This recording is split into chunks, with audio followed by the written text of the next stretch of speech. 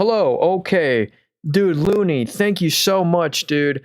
Thank you so much for telling me, guys. Oh man, y'all saved me from a lot of troubles. Hey, oh my goodness, yo, I might. Okay, I'll have to leave a comment. For everyone watching this on the YouTube replay, okay, this is going to be confusing. I do apologize. Okay, what's up, y'all? Hope you're having a great day. I'm going to be starting the very beginning of the stream a little bit differently. Man, this was such an important stream for me not to mess up. All right, so here's what I'm going to be doing this a little bit differently. For the first 10 minutes of the stream, I'm going to basically be recording a YouTube video. I'm going to be buying three dividend stocks live on the stream, and then I'll go back to the normal program. I'm only going to spend 10 minutes doing it, and then we'll get to the normal program where I look at your stocks, do a portfolio update. Here, since for y'all are here, I'll give you a quick portfolio update. We're up or we're down on the day 0.35%, but SoFi's at an all-time high today. Crazy. My Moomoo portfolio is down 0.2%, but our main Robinhood account is green on the day. Pretty cool. So hey, thanks. What up, Gog? What up, Clem? Looney? Hope y'all are having a great day. So I'm going to be filming a YouTube video right now. I'm going to start this. So here we go. Yo, what's up, guys? Oh, let me reset this. Okay. Basically, I'm going to be screen recording this when the stream's done and upload this as a YouTube video. We're going to try this for the first time. So yeah, basically, you're going to be watching the YouTube video live. So here we go. Yo, what's up, guys? We're going to be buying 3 dividend stocks live right now. Just for fun, I'll be placing the orders live as I talk about them. We're going to be buying a stock here in my main taxable account, and then the bulk of the buying we're going to do in our Roth IRA. We have $800 of cash, and we're going to spend it all right now. Our Roth IRA is actually at an all-time high today, and I get it. Here's the thing. Market's at an all-time high right now. My portfolios are basically at an all-time high, but here are some stocks that I actually feel comfortable with paying at right now's valuation. So this first company I'm going to be buying is in my Roth IRA. And the first stock I actually want to buy is ticker symbol MAIN Main Street Capital. This is one of the few stocks that actually pay monthly. So if you buy shares here, you'll get dividend payment every single month. Whenever you buy a stock, you always want to do a limit order. And then you go, I'm going to just buy it at $65. What's it right now, actually? $65.66. Well, we'll just do $65.69. We'll buy 3 shares of Main Street Capital. Hopefully that fills. Anyway, so we bought 3 more shares of this company. Let me show you how this company actually has a safe monthly paying dividend, because we always want to check, for some of these higher yielding names, is the yield actually safe? And in this case, I believe so. Check this out. They have a 6.4% dividend yield, and look, you get paid 25 cents every single month. And I'll kind of make the math really easy here.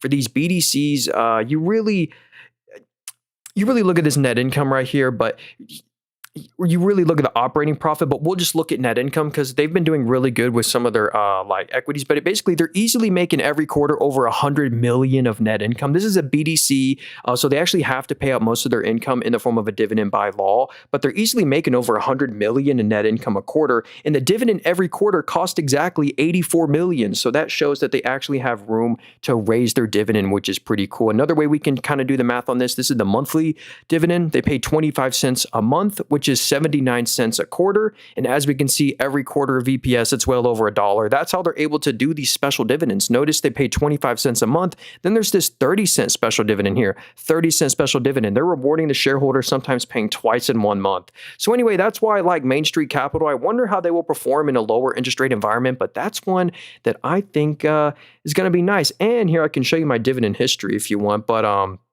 look, $1.79 on August 15th, September 15th. Basically, on every month on the 15th, you get your monthly payment from them. And I own them in my Roth IRA as well, so the dividends are tax-free. So the next stock I actually want to pick up here in my Roth IRA is ticker symbol IRM, Iron Mountain REIT. It's another dividend-paying stock, and they're at $99.40 a share right now.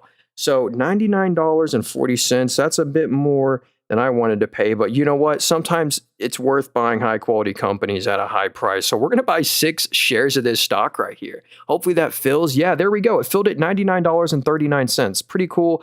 So yeah, now we have 10 shares of Iron Mountain. If you're wondering what is Iron Mountain, this is actually a data center REIT. 95% of the S&P 500 are customers, and the dividend payout ratio is only a 61 to 62%. They actually have a rule where they want to keep their dividend payout ratio in the mid 60% or 60% payout ratio. And check out the yield. You get a 3.2% yield. So, 3.2% yield plus this nice stock price appreciation. So this one's been one of the best performing REITs out there.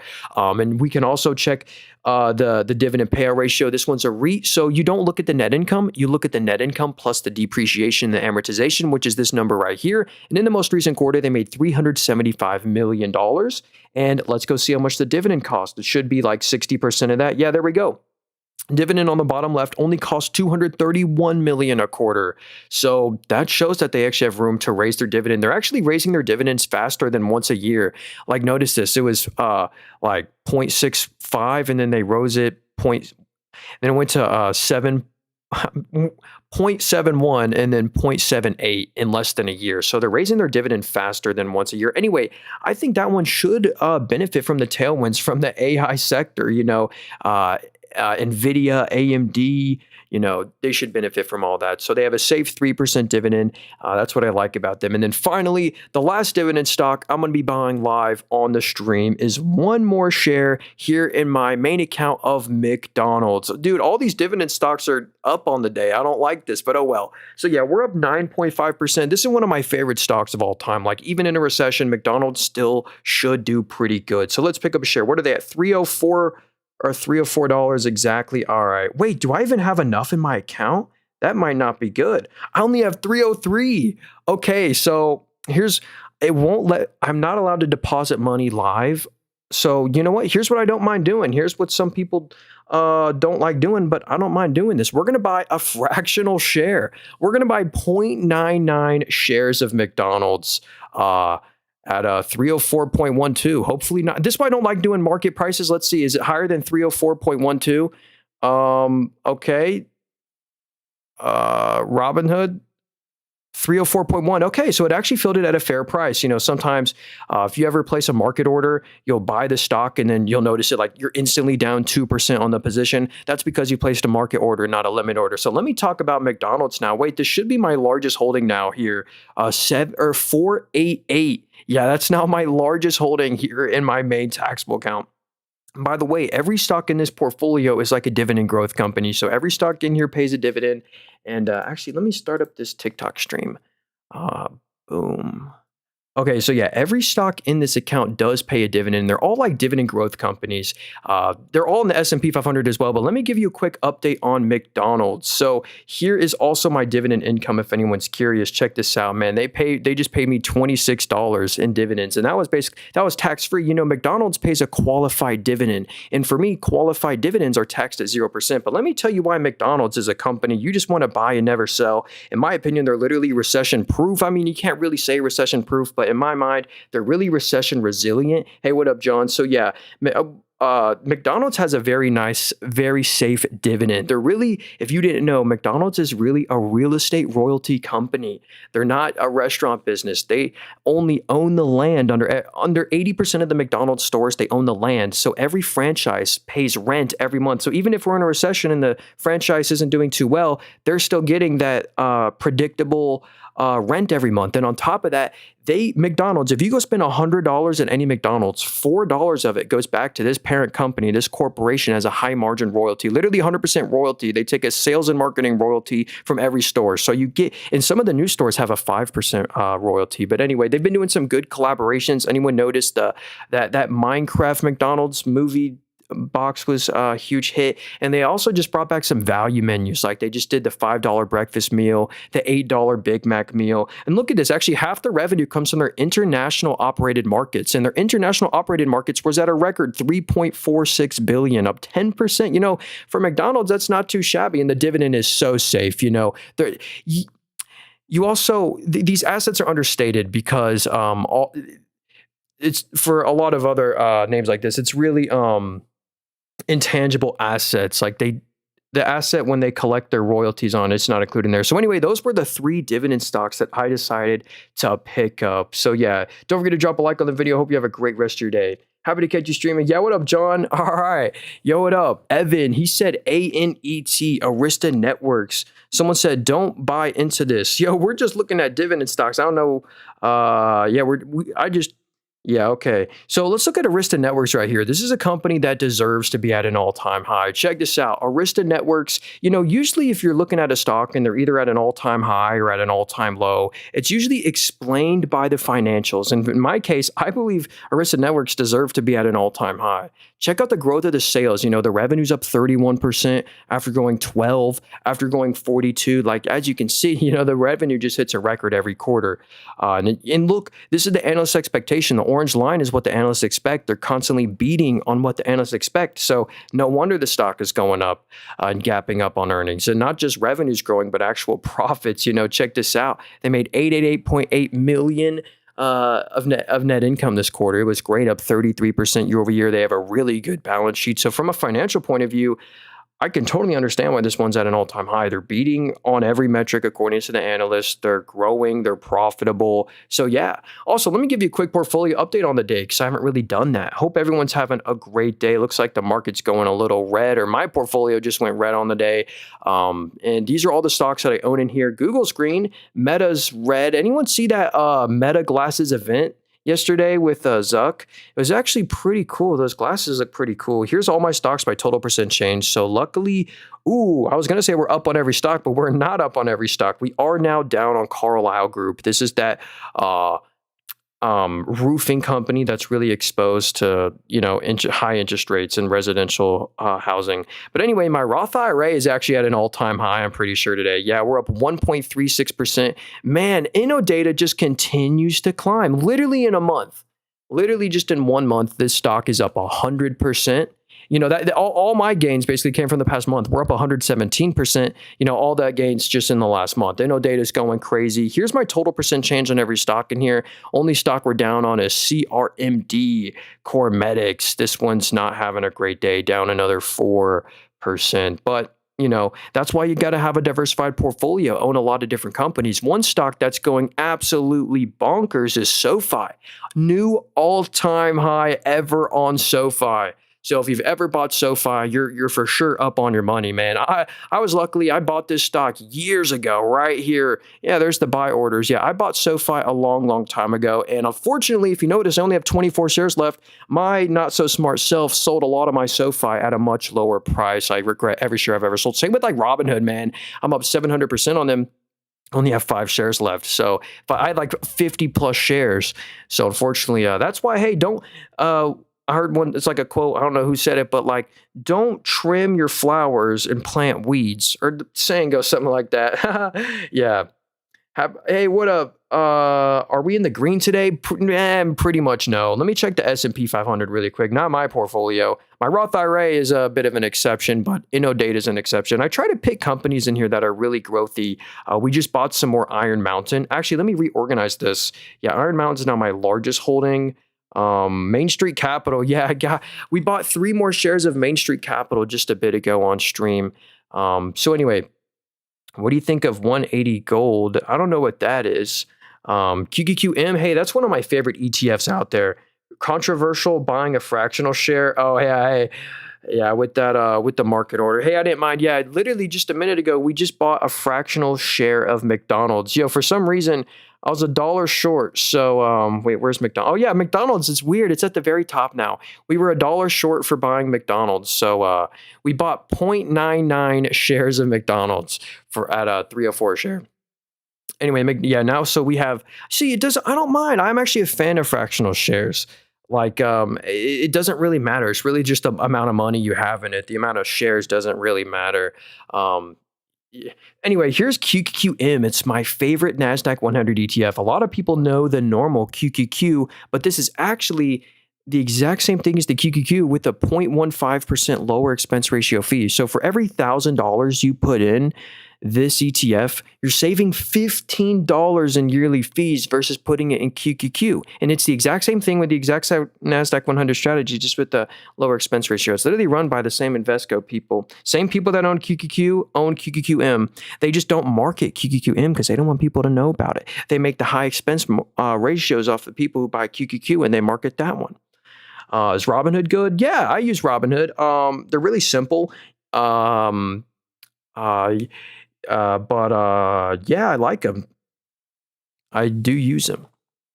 I'm assuming you're not talking about the stock in the app. You're talking about the app. What's the difference between fractional? Oh yeah, like I just bought like you can buy point 0.1 shares of a stock. Like Comfort Systems, like it's hard. I certainly like it's hard buying one share for $786. So you can just put in $50 or something with a fractional share. All right, what up, Barella? He said CoreWeave. You know what? Who actually owns CoreWeave? That's in the NVIDIA portfolio. They're a huge shareholder. Hey, what up? Yeah, we can look at UPS as well. Can you explain the Intel situation? Yeah, we were talking about that. I basically predicted that. I smelt that like a big other semi play was gonna take a stake in Intel because we can't defend Taiwan semiconductor anymore. That's 6 feet away from China. Okay, anyway, here we'll dig into Intel. I would love to after this. So here's CoreWeave right here. They're up 5% on the day. Nice momentum. Is there any names? CoreWeave executives sell $80 million in stock. Well, that's not good news. But anyway, I like them for their financials right here. They're really growthy. Like, check out the sales right here. The sales went from 395 mil to 1.2 billion, a 3x increase year over year. And this was a record 1.2 billion. The analysts are expecting it to continue to climb to 1.8 billion in 2 quarters. Only bad news I see around CoreWeave, and I would be careful about this. I wouldn't really have it as a huge position. But the fact that they burn through a couple $100 million in net income a quarter, and it's not like the analysts don't expect this. The analysts actually expect them to continue to lose a couple $100 million a quarter. But anyway, I love them for the growth. I don't love them for the net income losses. I also like them for the industry. I like that NVIDIA owns them. So it's kind of like a mixed bag there. You got to weigh all the risks and the everything. So actually, speaking of that industry, hey, Celebrate, what up, GOG? What's up, guys? So let's look at Intel right here. And then hoping GRRR hasn't reacting to the news. Oh yeah, so check this out. Intel here, we can find the news down here.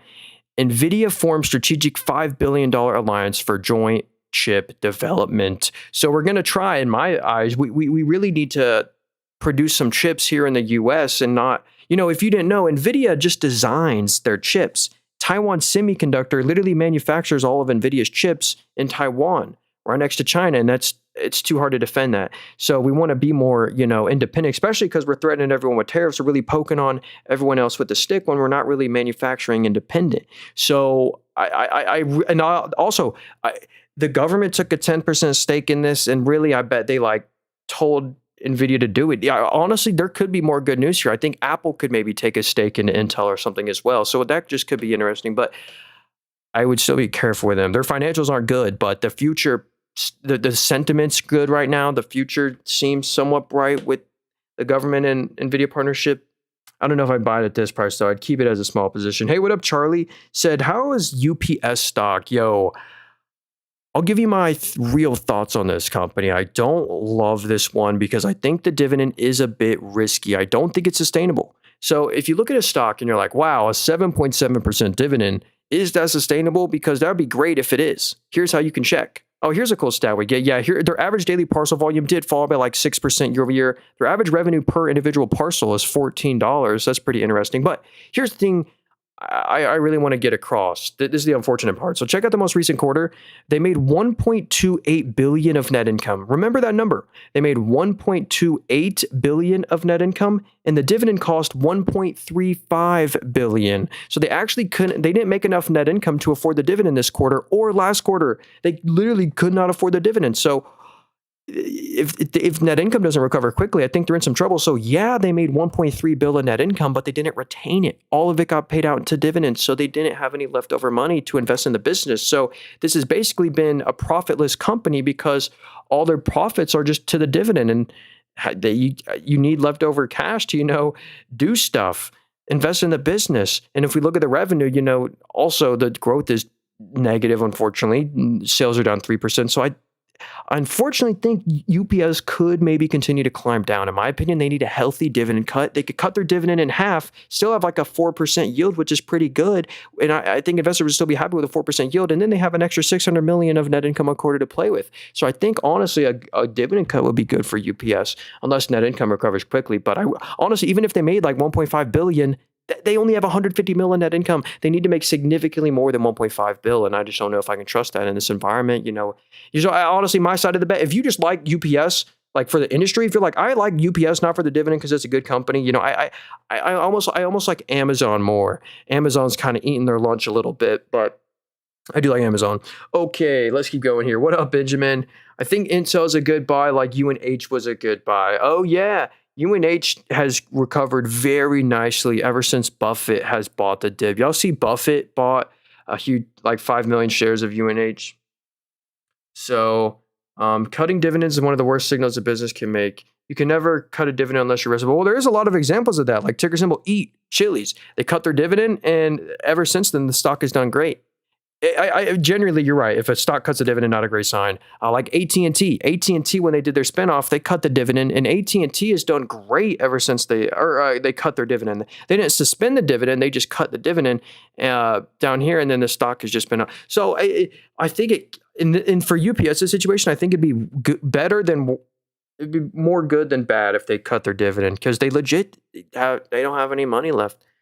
Hey, no way. Someone said Reddit stock. Hey, y'all seen like a lot of the growthy stocks are like SoFi. SoFi, new all-time high today. SoFi's up 5%.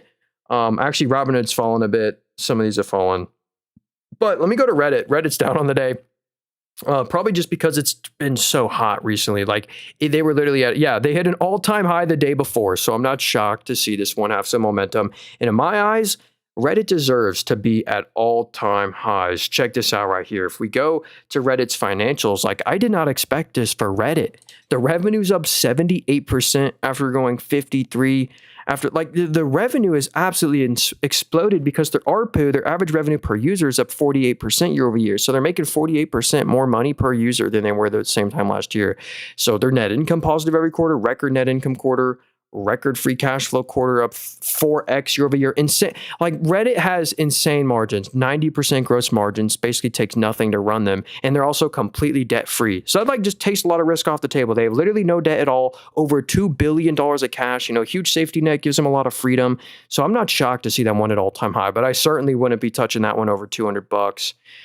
Yeah, 250 is crazy. I bought them back there for under 100. And I even thought at the time it was a little pricey. Okay, that's some of the like Palantir. It's always pricey, but continues to stay pricey. Hey, by the way, Unknown, thanks for those 2 roses, that dolphin there. I appreciate that, brother. What program are you using? Yeah, hey, I'm on a brokerage where you buy stocks on. If you want to get this app I'm on, it's in the link tree in my bio, the first link there. Sherwin-Williams cut their 401k matching before cutting the dividend. Oh, hey. Yeah, they don't want the stock to. Yeah, we just painted our driveway with a bunch of Sherwin-Williams paint, actually. Guy tried to charge us $6,000 to paint our driveway. We did it for like $2,000 ourselves, and it looks great. What up, Kevin? What up? Let's see here. GRR received 2 contracts for 1.4. Wait, let me pull this one up. GRR. Oh, I saw NVO as well. SoundHound AI. We'll check that one out. So when did Reddit become a stock? Yeah, they IPO'd like a year and a half ago. So here's Gorilla Technologies. They're a $477 million company. Oh, I can't find any. Maybe I can check the news up here. But oh yeah, check that out. You're right. Gorilla signs $1.4 billion contract with Freyr Singapore to build a Southeast AI data center. So that seems pretty interesting. You're able to open a data center. That's good news. The revenue's up 76% year over year. Profits are a bit choppy, deleveraging the balance sheet. So anyway, it's really that contract that should be game changing for this company. It looks like analysts are expecting the revenue to continue to climb up. So, yeah, that is they're interesting. I wish I could give you more thoughts on them. I don't love them. Like again, they're so tiny. Does Robinhood match in your Roth IRA? Yeah, Jim, it sure does. But here's the thing. You have to pay $5 a month to get this feature. So check this out. I've deposited so far $2,000 this year, and they've matched me $61. They match you 3%. And but to get that, you have to pay $5 a month. And so, but it does pay it. It's already paid for itself because I've already gotten $61 this year. So, but yeah, anyway, that's what's cool about Robinhood. By the way, if you want to get Robinhood, this app right here, I do have it in a link tree in my bio, like the 3rd link there. It is an affiliate link. Quantum is rocketing. Yay, Seuss, what up, dude? Hope you're having a great day. Yeah. That is cool. Can we? Oh yeah, SoundHound AI. I wanted to pull up that one. So yeah, what up, Truman? Let's do it. So SoundHound AI. There's actually one thing you really want to watch for this stock right here. If you're a shareholder and you like looking at the financials, you want to watch their subscription service right here because it is exploded higher. Like just a couple months ago, it was a big nothing burger. It was only 500,000 of revenue a quarter. But now, look at these growth rates in the middle. It's insane. The revenue's up to 32 million, up 8x year over year after 8xing.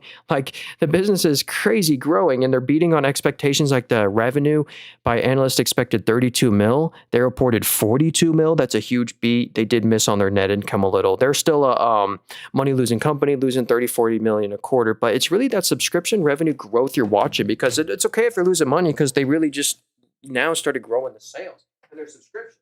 So, as long as they can keep up the growth of the sales, I think they're actually in a pretty good position. All right. So, Max said, I got money. Where should I put it? Again, none of this is financial advice, but I bought 3 companies today. And the 3 companies I bought just now at the very beginning of the stream, I bought them all live. I placed the order in and everything. By the way, I'm streaming on YouTube if you want to replay it. It was cool to watch. But yeah, anyway, I bought 1 share of McDonald's just now. Literally 10 minutes ago, I bought it. I also bought 6 shares of Iron Mountain. This is a REIT, a data center REIT. I just bought 6 shares of them a couple minutes ago. And I also bought 3 shares of Main Street Capital. They're one of the few monthly paying dividend companies. So yeah, that's all my purchases for today. Also, I do like some other companies at their current valuations, like Sprouts Farmers Market, a Reddit, or not Reddit, what's that called? Let me search it by this. They got my whole watch list messed up. Okay, so yeah, Progressive and Sprouts Farmers Market, TAP, CALM even. I love Calmain. So yeah, those are the ones I like. Hey, so Jim said CEG, please. Let's do it. So that's actually a stock I own in my account. So I might be biased when I cover this, but I own them for a reason, and that's because they're the best nuclear stock out there. They own 50% of the entire U.S. nuclear reactor fleet. So they're the largest pure play. Constellation Energy's 21 nuclear reactors operated at 98.8% capacity factor. That's insanely good for the industry. So yeah, if you're looking for a nuclear energy stock, like largest nuclear play, purest play out there, CEG's the way to go. And you get a nice dividend. They do share buybacks. They have an insanely good management team. They do synergistic M&A. They just bought a company that literally adds $2 accretive yearly EPS and $2 billion of yearly free cash flow for the company from this new Calpine acquisition deal. Check that out if you want. Okay, so let's see here. What up, Daniel? What's up, dude? QFIN stock. Can you look? It has a market cap of, let's see. QFIN. So this is QFu Technology. So yeah, it's a $4 billion company. It's a Hong Kong stock. So they're an ADR. You have to pay an ADR fee yearly. So do beware. Yeah. So all the revenue comes from China, but we got to judge them off their financials. And this actually looks really good. According to the analyst expectation, they had a huge beat on revenue. They report in halves. So these growth rates are great. Net income's up 41% from the same time last year. Revenue's up 20%. So actually, this one has pretty good financials. I wonder, and you get a 4% dividend, a safe 20% payout ratio. Yeah, they seem pretty interesting. I wonder what the AI-powered credit tech. They're a credit services stock. Cool. Favorite dividend growth stock? CEG's been a beast. Yeah, CEG is a great dividend growth stock. Like the growth of their dividend has been insane, and it will continue to be insane in my opinion. But my favorite dividend growth companies are all the stocks that you see here. This portfolio, I specifically selected only dividend growth companies. So every stock in here pays a dividend. But as you could probably notice, like, yeah, Google pays a dividend, but it's not, you're not buying them for the dividend. So yeah, these are dividend growth companies where the dividend is the cherry on top. You're mainly buying them for the stock price appreciation. All right, so let's see. Can you look at IRM? I also got a few. Hey, we just looked at IRM. So if you give me a little bit, we'll check them out. Actually, I just made a I'm making a YouTube video about them later today. But yeah, basically this is a data center REIT. 95% of the S&P 500 are customers, 3.3% yield, safe 61% payout ratio. That's your little 10-second highlight there for IRM. But I'll go more into details about them on a little later, Truman. Yeah, if you go to the very beginning of the stream, I do a whole breakdown. I actually buy at the very beginning of the stream, if you replay it, 6 shares of IRM live on the stream. Yeah, I literally just did it. So, yeah, anyway, probably like 10 minutes into the stream exactly. That's when that'll be. Yeah, by the way, best way to support me is to watch my stream from YouTube. My YouTube channel is called Nathan Robert. You can just type into YouTube Nathan Robert, but it's also in the link tree in my bio. But anyway, this next stock, Dylan said Nebius. Someone said OKLO for Nuke. OKLO is a revenue-less startup. I'd be very careful. You know, they're a $12 billion market cap with no revenue and no like path to any revenue anytime soon. So I'd be really careful with that one. But one stock that's pretty cool that NVIDIA owns is Nebius. They deserve to be at an all-time high because they actually have really sound financials. And also, they just got a huge deal with Microsoft. If we go it's been over a week, so it's gone. But anyway, Microsoft gave them like a $17 billion contract, and that's the exact reason the stock gapped up so tremendously on that day. But just because NVIDIA owns a stock doesn't mean you should. You should always go do your own research. Hey, thanks, Unknown. I really do appreciate that. And thanks again for all the roses there, Unknown. But yeah, look at this revenue. This is insane. This is why I actually like Nebius. The revenue went from 14 mil to 105 million year over year, a 7x increase. So, and the analysts are expecting the revenue to continue to climb. You know, it was 105 mil this quarter, a record. It's supposed to be 265 in 2 quarters. And they'll probably beat that expectation with this new huge inflow of, that's the best partner to have, that, Microsoft, basically world's second largest company. Pretty good partner. All right. Can you look in the US dollar? Oh, is it the Dixie DXY? I think the dollar is ticker symbol DXY. No, I can't find it on here. DYX? All right, well, anyway, I guess I can't find it. Oops. All right, so, hey, what up, Seuss? Anthony said, look at InnoData and ARCAT. Let me pull up ARCAT, then we'll get to InnoData. So this is actually a drone company, and their new drone that they got, I believe, just got NATO approval. Yeah, Red Cat's, it's number 3 here. Red Cat's Black Widow drone system receives NATO approval, so they can sell their drones to other NATO members, which is interesting. But specifically, I think the next 6 months are going to be super volatile for this stock, and probably a good way. Like, they're right now, they're basically revenue-less. Like, they did $3 million in revenue, down 18%. But check out what the analysts are expecting the next 2 quarters. This is why I always like to look at every metric here. But the revenue is expected to be $25 million next quarter and then $45 million. So that's why the multiple is a bit high, because there's a lot of future growth. So really watch out for these next 2 quarters. We hope they don't miss on their expectations. It should be a big spotlight on the next 6 months. What app is this? Hey, what up, Juan? Hey, by the way, it's a brokerage. It's where you buy stocks on. So if you want to get this app I'm on, it's in the link tree in my bio, the very first link there. My favorite one, lowest fee, it's free. So strong feeling, is Intel good? Yo, I think Intel is good, but they're not a good buy at this price. It was really interesting. NVIDIA thought it was a good buy, or well, not by choice maybe potentially, but NVIDIA bought $5 billion of Intel stock. Strong feeling, Palantir is going to keep going higher. Yeah, that's one thing. The valuation of Palantir is just always high. It's like crazy. I forgot to look at InnoData. Wait, we're looking at InnoData after this. Yeah, so here's Palantir. Honestly, this is a super growthy company. I can't pay this multiple, though. They traded 125 times revenue, not times profit, not, times net income, but just times revenue. Pretty expensive. But here's why they might deserve a high multiple, because they're really high growth. Check this out. The government revenue is up 49% year over year after going 23, after going 20. So it just hits a record every year, every quarter. Government business is booming. And also the commercial side with S&P 500 companies and mom and pop ice cream shops. This revenue is also at a record, up 46% year over year.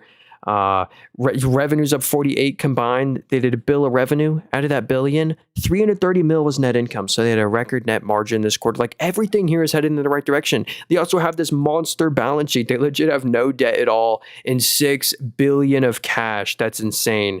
So Palantir is a beast. I don't love its valuation though currently. So here's another stock I don't love also at its current valuation, but it's another stock like Palantir that deserves to be at a, you know, high valuation, I think, or industry high multiple because they have industry high growth. And I do own this one, so I am biased. And as much as I love this stock right here, and if you like it, you kind of have to like, don't make it as a huge position. Like they're really risky just from the market cap and risk. But yeah, the whole company, and this is after the rally. So I was buying this at under $1 billion market cap, but for some shares. But this is a $2.3 billion company. That's why I think there's more upside potentially with this name. They're only worth $2.3 billion.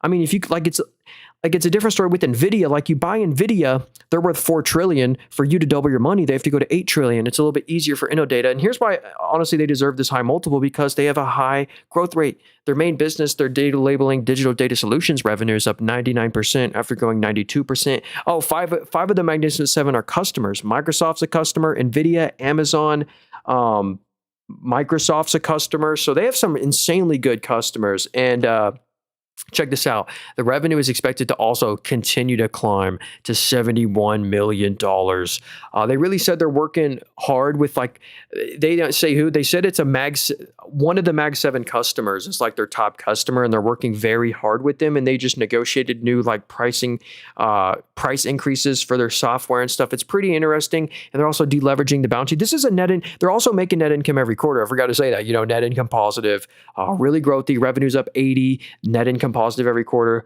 free cash flow positive every quarter. The liabilities were 57% of the assets. Now the liabilities are only 34%. So that's what I mean when I say they're deleveraging. I really like InnoData and their financials. That's why I own them. That was ticker symbol INOD. I wouldn't pay its current valuation, but I do own them. Might be biased. I bought the stock when it was up 3,000, and I think it's just going to continue to go up, but not at this price. It's too risky. All right. What up, Malik? He said CRMD, let's do it. So this is Core Medics, and I can't stress this enough. Every time I mention this company, I always say, you can't make this a meaningful size position. You got to keep it as a small size position. And I follow my own rule there. I do own them as well on my Roth IRA. They're down 5% today, but we are down 20% on my shares. But again, since I only put a couple $100 in there, that 20% loss is only $47. So it's, not the end of the world for me. So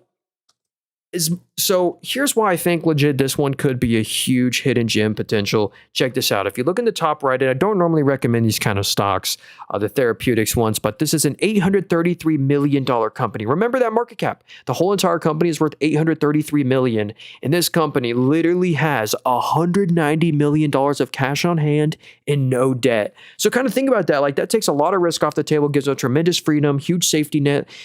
They just invested $5 million into another stock, a healthcare stock that's already up double. It's already created. But check this out. This company finally has sales. So not only is over 25% of the entire valuation their cash on hand, but they're the most profitable they've ever been.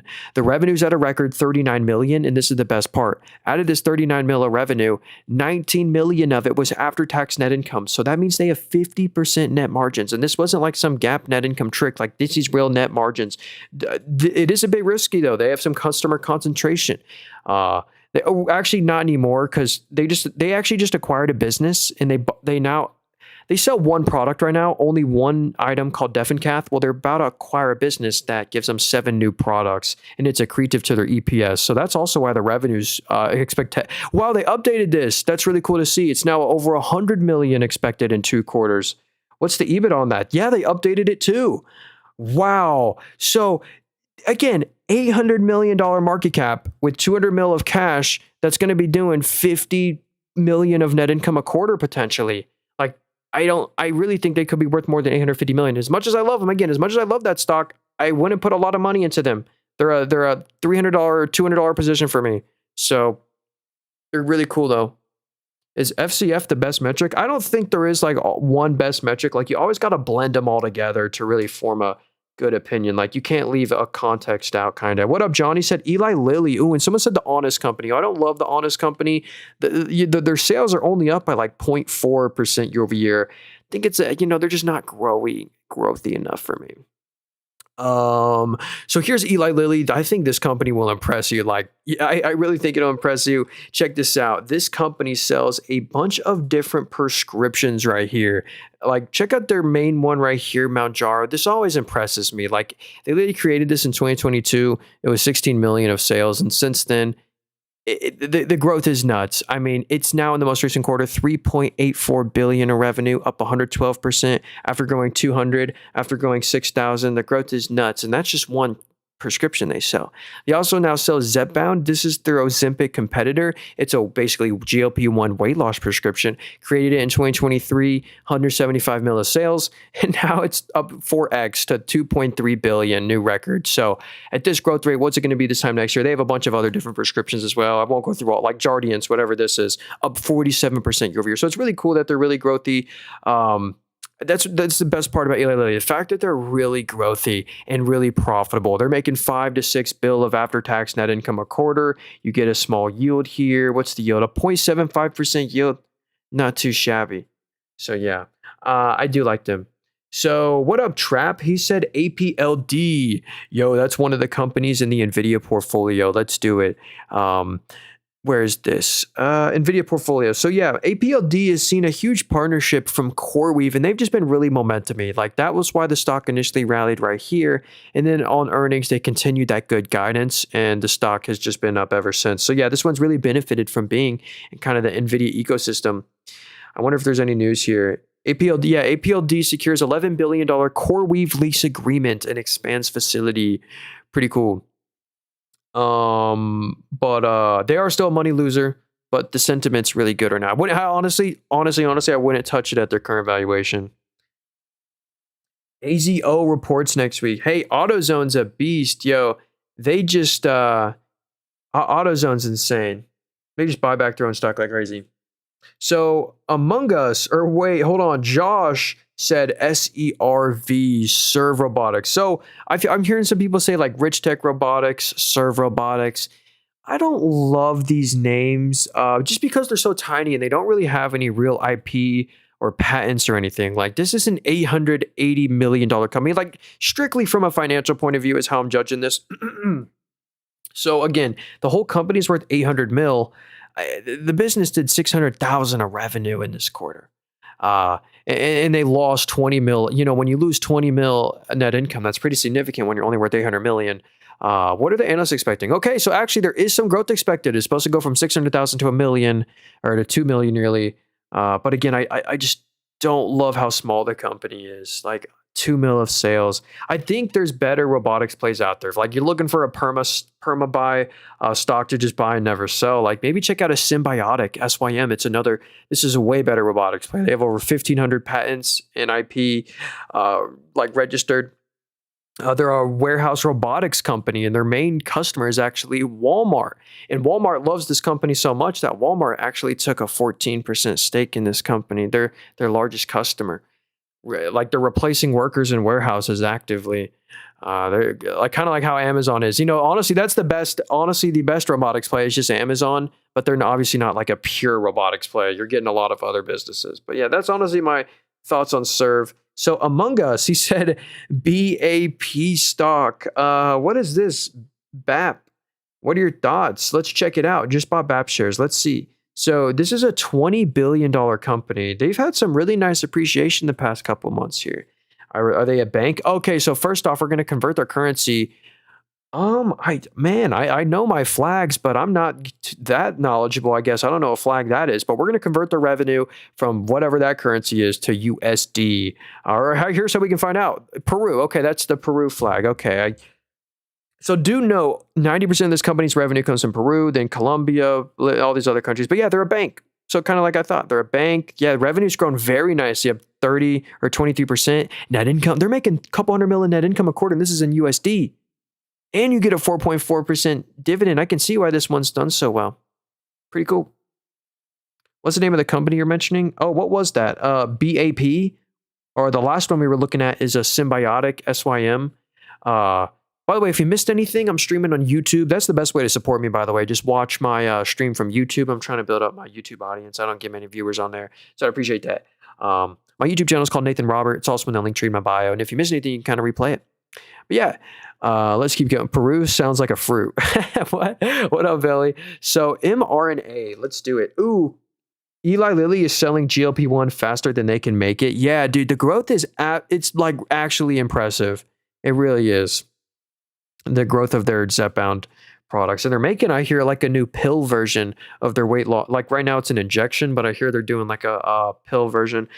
Anyway, here's Moderna. This one has not done well at all ever since, COVID's ended. So yeah, if you bought Moderna in 2020, it's the same price that it is today. So yeah, unfortunately, the stock hasn't done too well. Let's see. Do they have sales still? So here's probably the issue.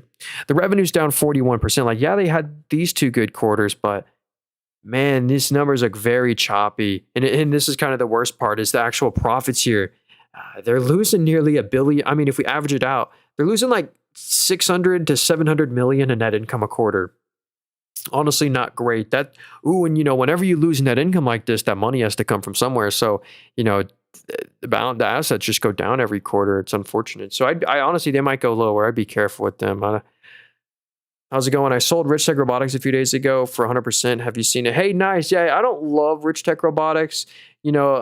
Best robotics play is Amazon or Symbiotic, in my opinion. But I have seen them. There's a lot of momentum around those names. Yeah, Moderna crashed with yeah, dude, that was crazy. Guess all their 90% or 80% of the revenue said was the vaccines, and the vaccine manufacturers like Pfizer and Moderna are being investigated right now for a bunch of people, children passing away. It was very sad. So that could be a headwind in the future. But anyway, let's see here. Baba. Okay, this is what up, Dylan? He said BABA. So this is like the Chinese Amazon, but they're not really business to consumer. They're business to business because it's like e-commerce people bulk buying their stuff and then selling it. But one thing I like about Alibaba is, yeah, they're an e-commerce player. They own AliExpress. The fact that they're making that income every quarter. Like if we average it out here, they're making like 4 or 5 billion in net income every quarter. So, and the multiple is really low. And these Chinese companies usually trade at low multiples, but 19 times net income. Also, the most recent quarter, they missed on every metric. They missed on revenue. They missed on net income, but they announced that they're going to be making chips like an NVIDIA chip competitor to fill the void because China can no longer accept NVIDIA chips. So Alibaba is going to be, they said they're going to be manufacturing one to fill the void or something. AliExpress GPUs. I guess we'll see what happens there. Pretty cool. Probably seems a bit expensive here, though. I'd probably wait for a crash. Okay, yeah. Well, hey, try not to spam there. Yeah, let's check out the Honest Company right here. I think they can have a great turnaround story. So here's the reason I think this stock hasn't done so well.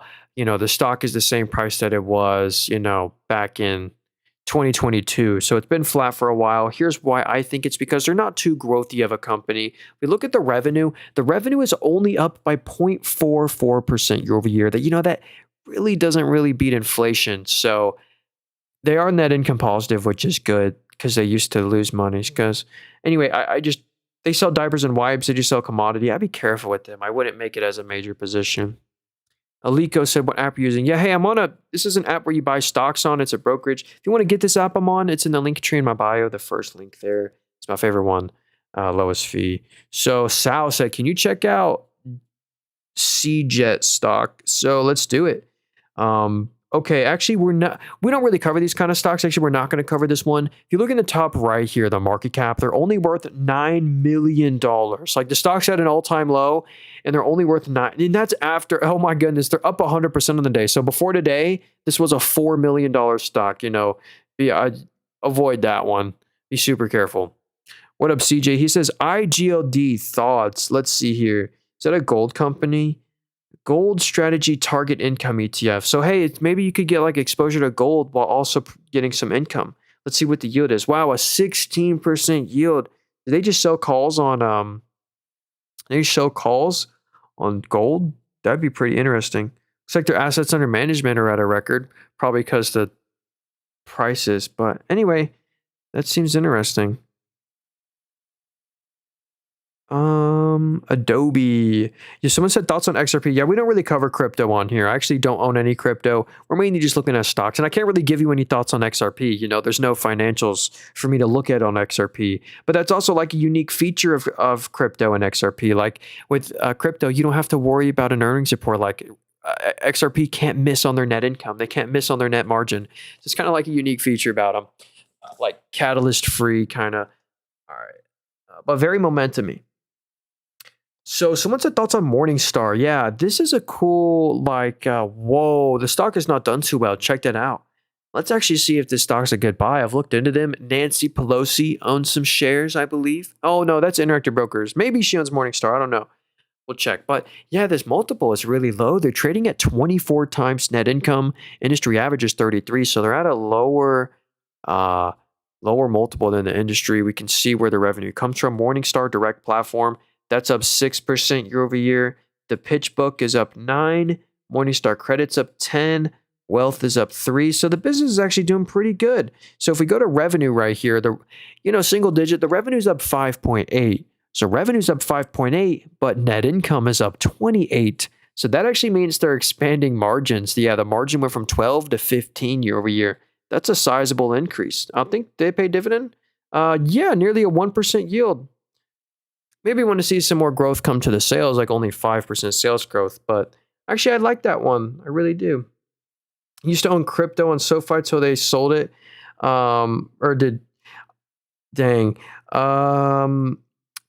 Yeah, I own some SoFi. SoFi somewhat moves with Bitcoin. Robinhood, I've seen move with Bitcoin as well because a lot of Robinhood's main net income comes from their crypto transaction fees. It's like their highest margin product. So what was the stock I wanted to look at? Mardell said QS stock. QS. Is this QuantumScape? Have they been momentuming with the quantum names? Maybe. Let's see. So they're up 6% on the day. I think. Well, let's just go look at their financials. They're a revenue-less company, so they're actually a startup. No way. So if we go to the revenue right here, it says no data because they've never sold anything. They've never sold a product or service. And if we go to the net income, they're losing over $100 million in net income a quarter. So I think the stock has just been rallying with all the quantum names, but those financials do scare me a bit. They're still revenue-less, and they're losing $100 million a quarter. I don't love that. All right, so which one should we see here? ASML, Veritone. Pierce, wait, please check AIoT. Sorry, let me go quicker finding stocks here. I'll try to be quick with every stock. All right, so I'll go kind of rapid fire here. We'll look at this one, then we'll look at Intel probably. All right, so here's AIoT. They're a $720 million company. So that's a fairly small market cap. They're actually the same price as they were back in the year 2000. So you bought the stock 2 decades ago, you're flat on your position. So they sell services and products. Most of the revenue comes to North America, then Africa, Israel. It looks like next quarter, analysts are expecting the revenue to collapse a big chunk. What's the rev? So it's 100 mil this quarter. They lose net income every quarter. Revenue is expected to, yeah, that's bad. That's really bad comps. So the sales are about to fall off a cliff. I'd be careful with that one. Again, they're only worth 700 mil. They're losing net income. The growth projections don't look too great. So yeah. So which stocks are you buying today? Hey, what up, New York? Good question, man. Yeah, I actually bought 3 stocks today. If you actually go to the very beginning of the stream, I actually buy all 3 of the stocks live on the stream. And we bought 6 shares of Iron Mountain today, literally exactly 33 minutes ago we bought it.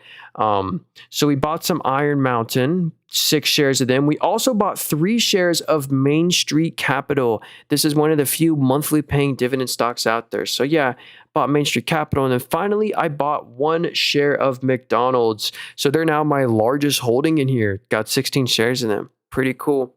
If you want to learn more about why I bought all 3 of those, I kind of dig into the financials of them. If you want to replay it at the very beginning of the stream. By the way, best way to support me is just watch the stream from YouTube. YouTube channel is called Nathan Roberts, also in the link tree in my bio. So I saw a couple people comment Plug Power. And I'm going to give a warning about this stock. I honestly, I would stay away from this company. I think they might go lower. Here's why. Here's what I like to do, honestly. Just show you the numbers for yourself and then you draw your own conclusion. But my conclusion is they're probably going lower. My opinion only. Again, none of this is financial advice. I'm not an expert. I'm just a college student. But check this out. Remember this number. Then top right, the whole company's worth $2.5 billion exactly. So you're buying a company that's worth $2.5 billion, and you're buying a business that lost $230 million in net income this quarter. That is nearly exactly 10% of the entire company. And not to mention the previous quarter, they lost another 200 mil. Then they lost 1.3 billion. That is insane. It depleted their assets and all the, like, they just burn money forever. It's just a business that is not a good one. So that's why the stock's at an all-time low. Not to mention they're diluting you by issuing shares every quarter while the stock's at all-time lows. And all this net income losses, they're losing all this money. And the revenue is barely up from this huge pit. So I'd just be very careful with Plug Power. Yeah, look at this. The full year of 2023 was their peak, and then it's down 30%. I'd just be careful. Yeah. One of my favorite stocks, IONQ, has been flying. Do you hold any quantum? No, I actually don't own any quantum, but technically, Matt, one cool thing is Amazon owns 40 million worth of IONQ, or it's now worth over 100 million. They initially invested that.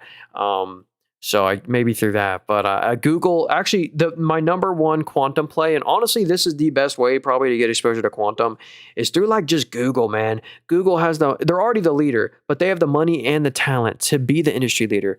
They won't allow anyone else to outcompete them. So Google, a very small part of their business, not a pure play, but yeah, Google, it covers my exposure to quantum, and Amazon a little bit. Microsoft's, Honeywell, IBM, those are other good ones. So what up, Sludge? He said ZETA. Oh, I forgot to get to ASML, speaking of them. Yo, Abdel, are you still here? Let me know and we'll check out ASML.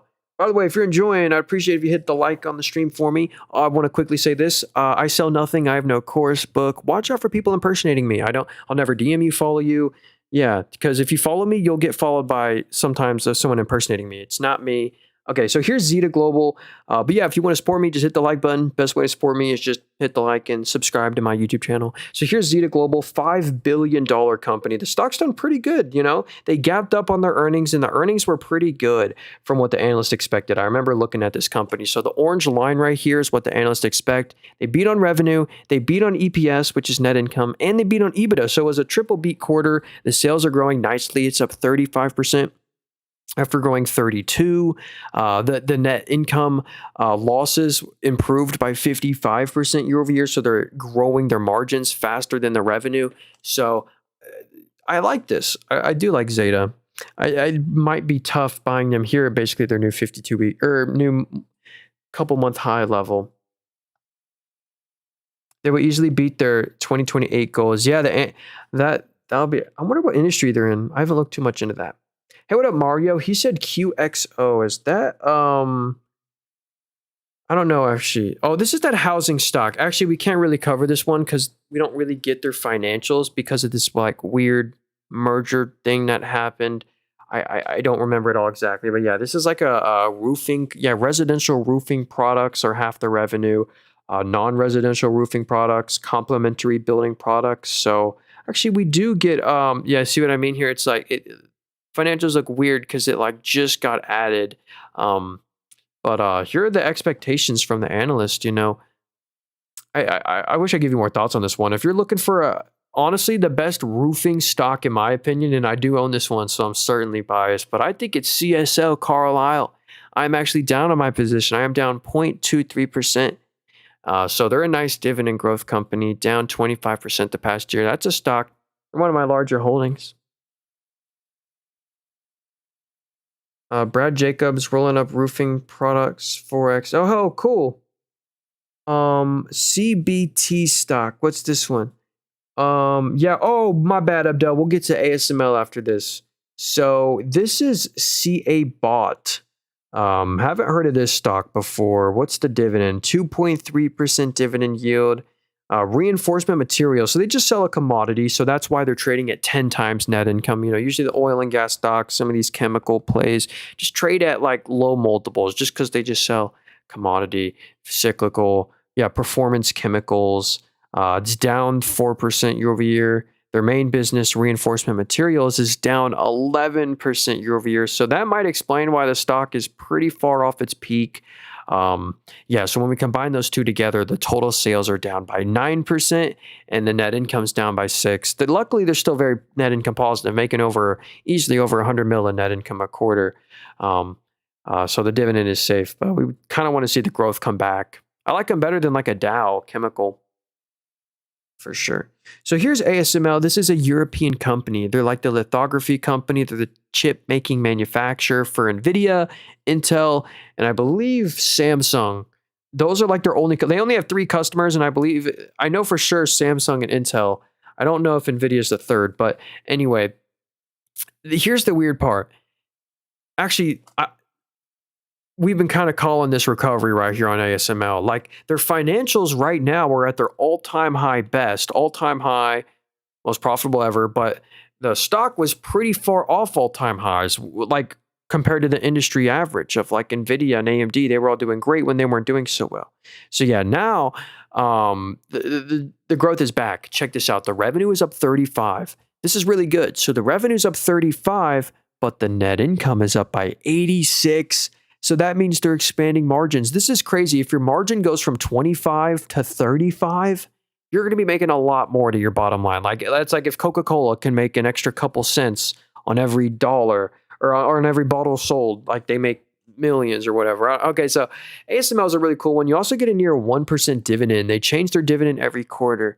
But yeah, ASML, I do like them financially. Growing revenue, growing margins, nice customers. They legit need like 2 Boeing planes to like ship one huge machine out. Okay, what website do you use for this analysis? Yeah, I'm on a brokerage right here. It's where you buy stocks on. If you want to get this app I'm on, it's in the link tree in my bio, the first link there. Ooh, Texas Instruments. Unfortunately, I don't like them because literally 100% of their net income is eaten by the dividend. I stay away from Texas Instruments. I'd rather buy a bunch of other semi names. I'd rather buy Marvel Technologies than Texas. So here's DIVB. This is the iShares Core Dividend ETF. You get a 3.2% dividend. Let's go look at its top holdings. So its largest holding is Cisco. I like them they just acquired Splunk, a great cybersecurity firm.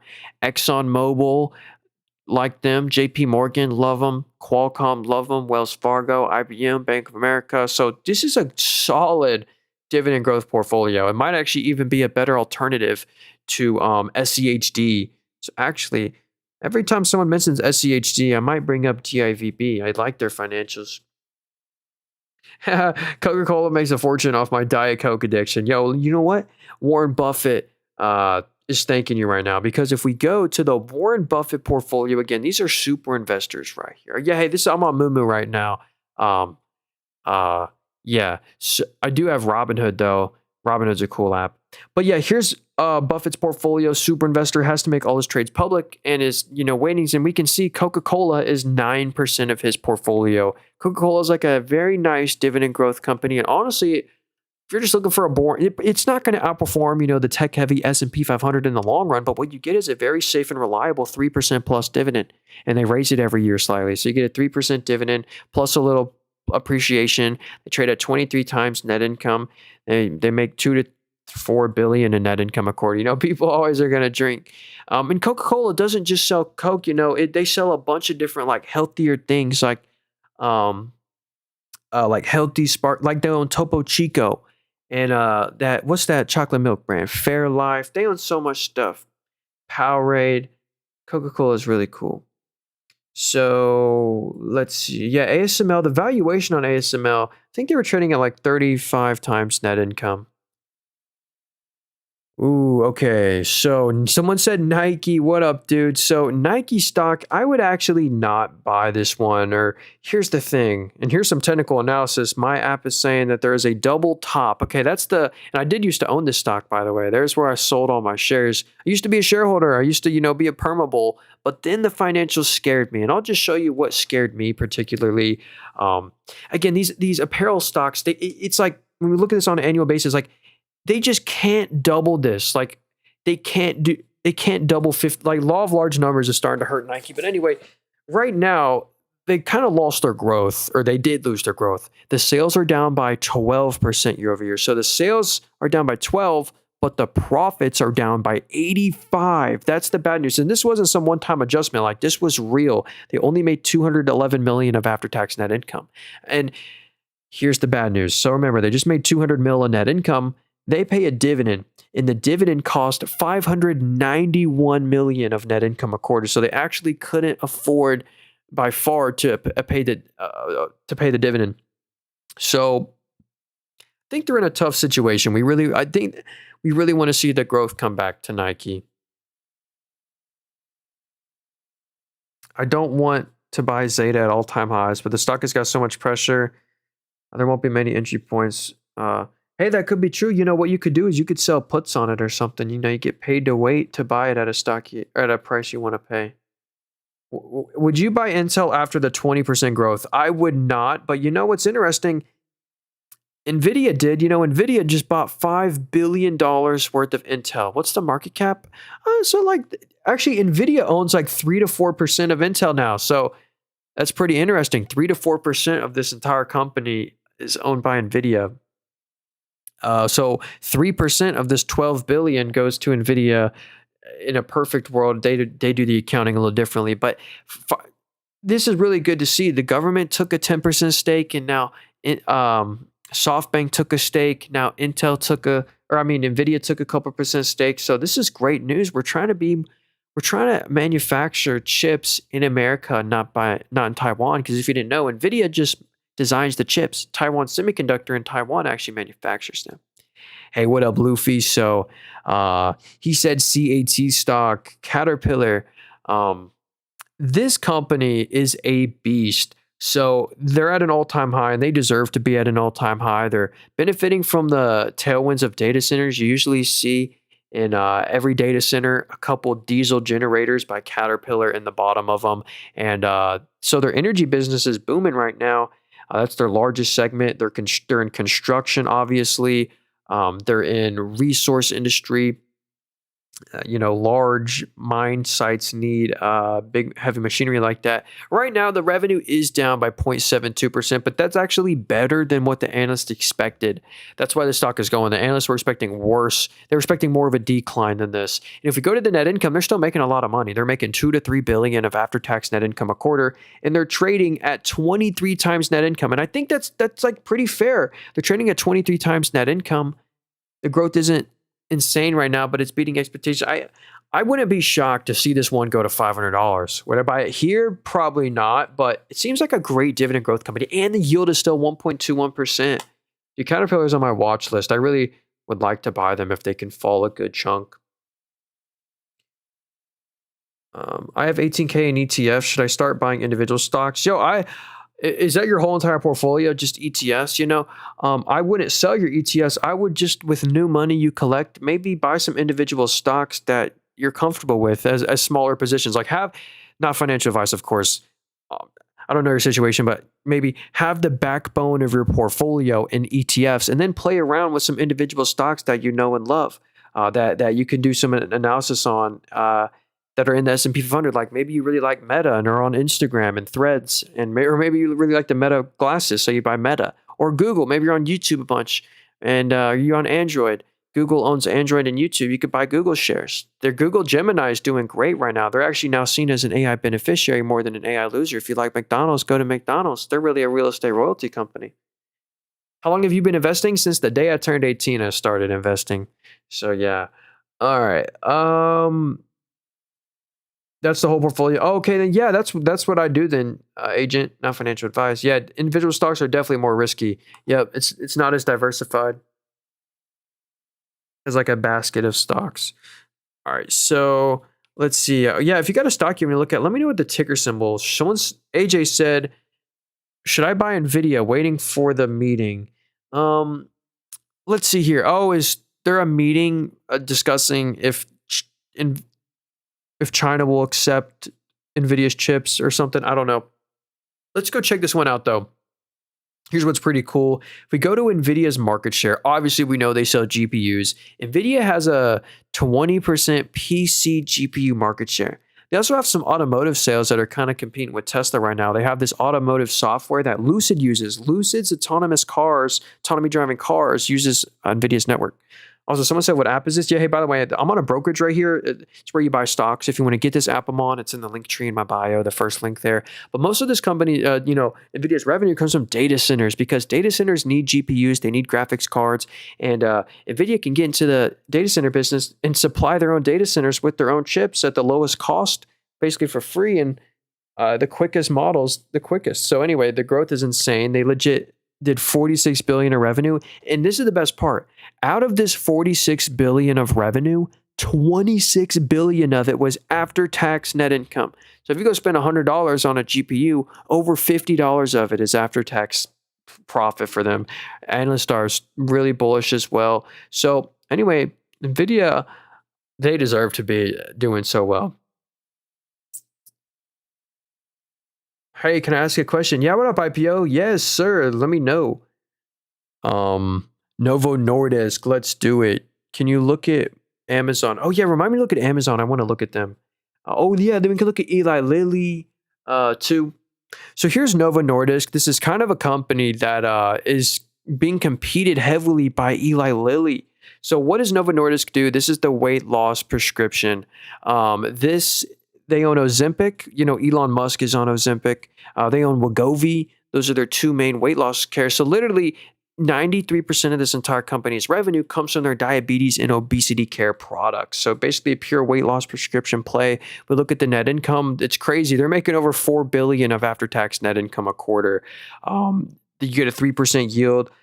But one thing investors aren't too happy with is the fact that they have increased competition from Eli Lilly, and they lose their exclusivity for Ozempic in a couple years. So they're losing their patents, unfortunately.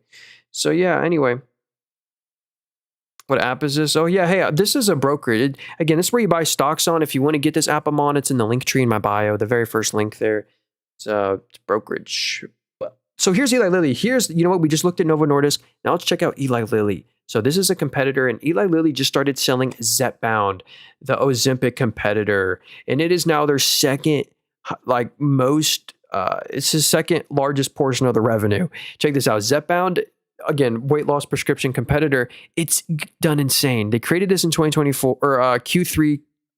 2023 Q4, and it was 175 million revenue. Since then, it is literally up 4x. It is 2.3 billion. At this growth rate, what's it going to be this same time next year? So I love the growth on the Zepbound business. Their largest selling product is Mounjaro. It's done insane as well. Created this one in 2022 was 16 mil. Now it's 3.84 billion. Just hits a record every year, every quarter. They're making profits every quarter. That's why I like Eli Lilly. They're super growthy. Revenue's up 38. They're extremely profitable, expanding margins, making 5 to 6 billion net income a quarter. You get a 0.75% yield. I really do like Eli Lilly's financials. They are strong.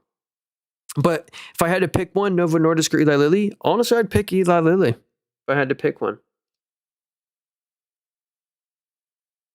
All these tech companies can't run without ASML. Yeah, or that's where Intel, NVIDIA, and Samsung use ASML to make their chips or whatever, the lithography. Okay, so, y'all see S&P Global? I think Warren Buffett owns this stock. Let me double check again. So if we go to the Warren Buffett portfolio right here, he owns Moody's. That's what it was. You know what? Another company, a credit rating company is like Moody's, is S&P Global. So if anyone's heard of the S&P 500 before, this is the company that owns the S&P name. So every ETF that has the word S&P in it has to give this company basically a royalty for using it in all their products. And this brokerage I'm on right now, Moomoo, pays S&P Global every month for their data. Because check this out. If you've always noticed this on these financial estimates, right under revenue, it says in like quotation here, data from S&P Global. So yeah, they're a market intelligence, ratings, the credit rating business. That's a shared oligopoly. Like Moody's, Fitch, and S&P Global are the only credit rating companies basically out there. Commodity insights, indices. So they're in a lot of cool industries and they're really profitable as well, making well over $1 billion of net income every single quarter. The revenue's kind of slow. It's only up 5.8, single digit, but they're extremely profitable. You get a nice yield too. They do share buybacks. So yeah. Is Bitcoin better than stock? Well, hey, that just depends. Bitcoin doesn't give you any like dividends. I really like companies that pay like small dividends that grow it over time. So let's see. What do you ASTS Space Mobile? Yo, so this is a space company. I honestly I like Rocket Lab more, RKLB, but the next couple quarters are going to be extremely crucial for this stock. So if you own this stock, just buckle up for the next 6 months because right now this is basically a revenue-less company. They did $1 million of revenue this quarter, but check out what the analysts are expecting. This is why I like to look at this. It was $1 million this quarter. Heavily watched next quarter because they really don't want to miss on this. They're expecting $24 million. And then $32 million as their contracts finally they can recognize that contract revenue. They're pretty highly valued. They're a $15.5 billion company. They really don't want to miss on those expectations. So basically, what I'm trying to say is, I'd be careful the next 6 months. It's make it or break it time. Okay, let's see. Hey, what up, Mikey? Hope you're having a great day. So. Let's look at this stock. Yeah, food. Oh, or should we look at Rocket Lab? Let's look at Rocket Lab. So we just looked at ASTS Space Mobile. Here's a bit of a better space stock that I like. Here's Rocket Lab. They just finalized their Geost acquisition. But as much as I like Rocket Lab, I don't like the current valuation. This one's also really expensive, but it's more justified of a buy than ASTS, in my opinion. But they have the space systems revenue right here. It's 67% of the business. And this is up 27% year over year after going 94, after going 10, after going 1,000. So the revenue just hits a record every year, every quarter on their space systems revenue. And then they have their launch services where they launch satellites and rockets into orbit. This is also at a record. It's up 60% year over year. It's never been over 40 million or 46 million. So it was a record quarter. Great news for Rocket Lab. So do beware. They are losing a lot of money, still a profitless company. But it's really okay because of how growthy they are. We want to see them continue that growth. They also just finalized a Geost acquisition, which will add even more growth. Even though not organic, it's more than all right. It's actually good news that they did that.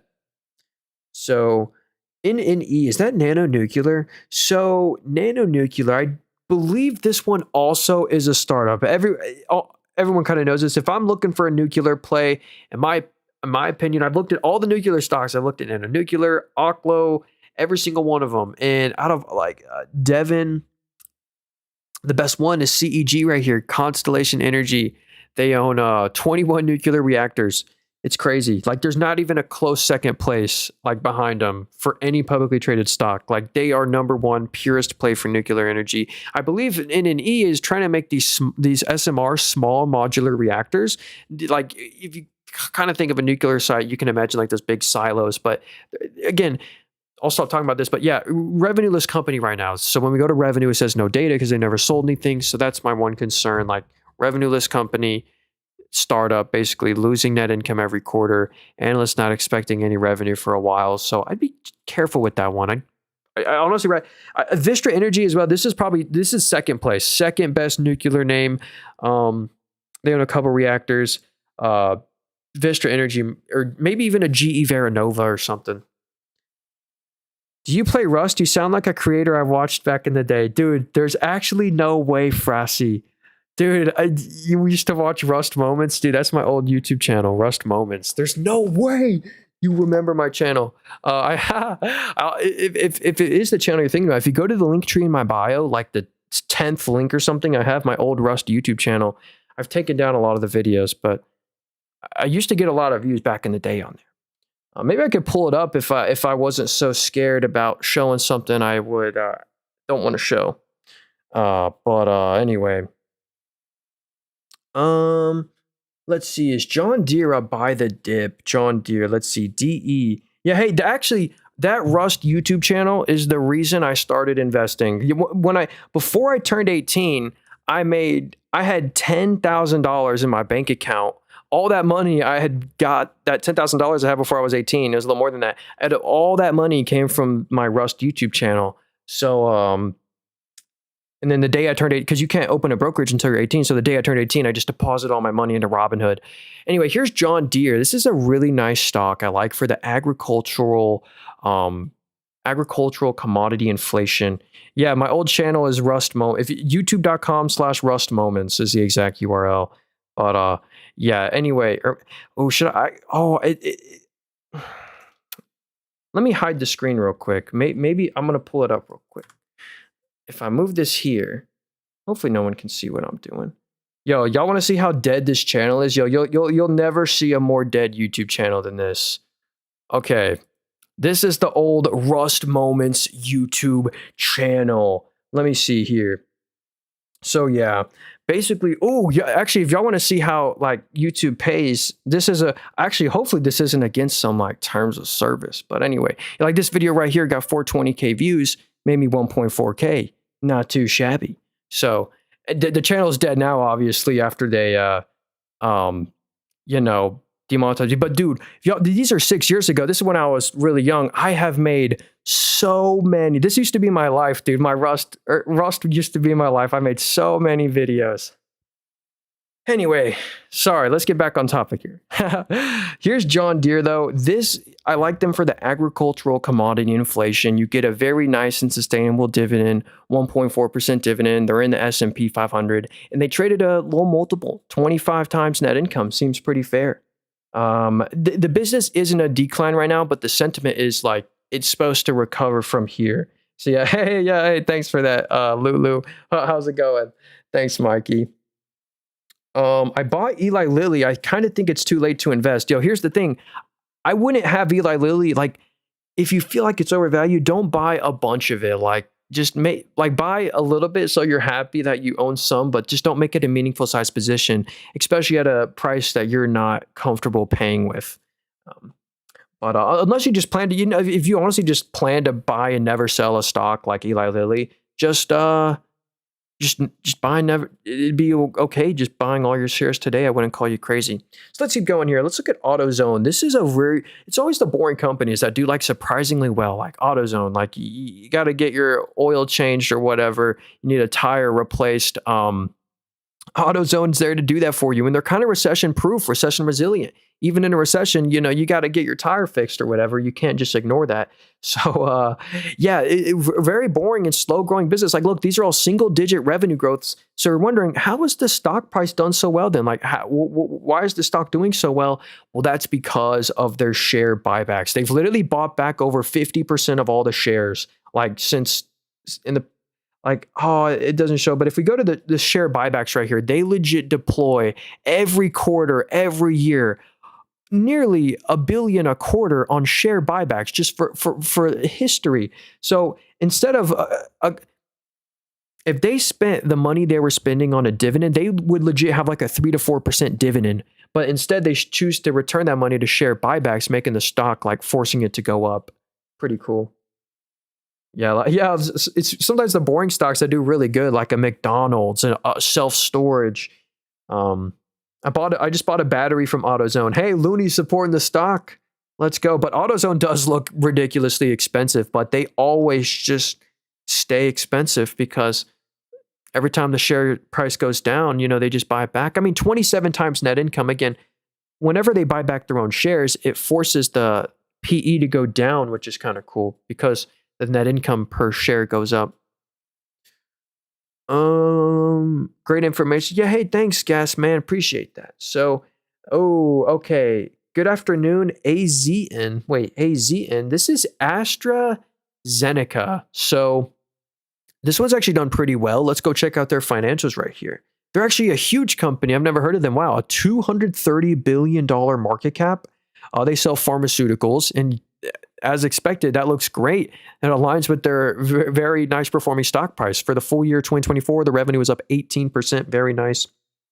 beat on analyst expectations. That's good news. And these profits are ridiculous. They're making 2 to 3 bill of after-tax net income a quarter. Pretty insane on AutoZone. So yeah. What's the name of this app? Yeah, hey, by the way, I'm on a brokerage right here. It's where you buy stocks on. If you want to get this app I'm on, it's in the link tree in my bio, the first link there. Or yeah, you can just go into Google and type it in. It's just a brokerage called Moomoo. But yeah, link tree in bio, first link there. If you want to use my affiliate link, help out the channel. Yeah, full disclosure, it is an affiliate link, so we'll both get like a little, we'll actually both get a fractional share of NVIDIA, I think. Or maybe it's like 5 free stocks. I don't remember. But anyway, here's Amazon right here. I do own this one right here. Favorite boring stock, that'd probably be McDonald's. McDonald's, maybe United Rentals. Very boring, just rental company. Let me close out of this. All right, hey, any Rust players out there? Let me know. Anyway, let's get back here though.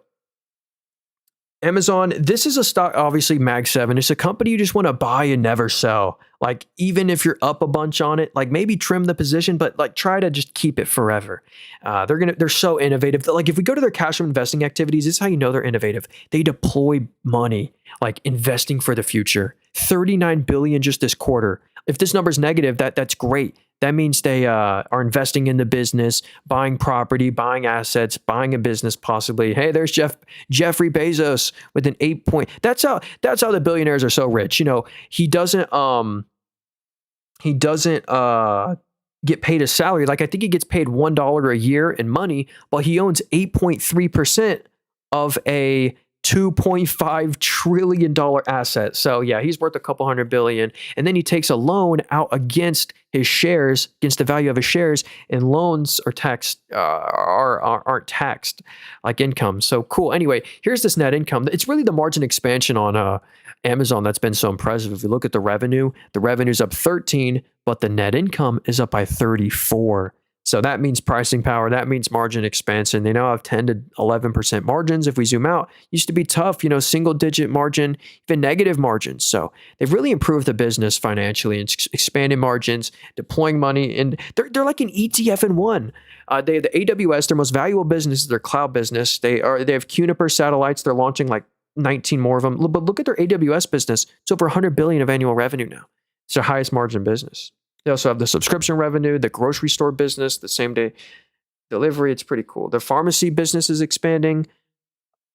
They should be broken up. That actually, honestly, real talk, out of all the Mag 7 stocks that like are going to get a monopoly case on them next, it's probably going to be Amazon. This one, I really think Amazon's going to be the first to like, I'm looking like 10 years out here, or 15 maybe. They're going to be the first $10 trillion company. I think it's going to be Amazon over NVIDIA potentially in 10 years or something from now. I don't know. No way. Yo, on the YouTube stream, shout out to the Wealth Shift. Thank you so much for the $1.99 super chat. Yo, by the way, best way to support me is just watch the stream from YouTube. I'm trying to build up my YouTube audience. I really appreciate you, Wealth. He said, is QQQM better and cheaper than QQQ? So exactly. So a lot of people have heard of QQQ before. Here was this question, is QQQM better than QQQ? So yeah, a lot of people have heard of QQQ, but have never heard of QQQM. This is actually the exact same ETF run by the exact same Invesco people. Literally the exact same people run it as QQQM.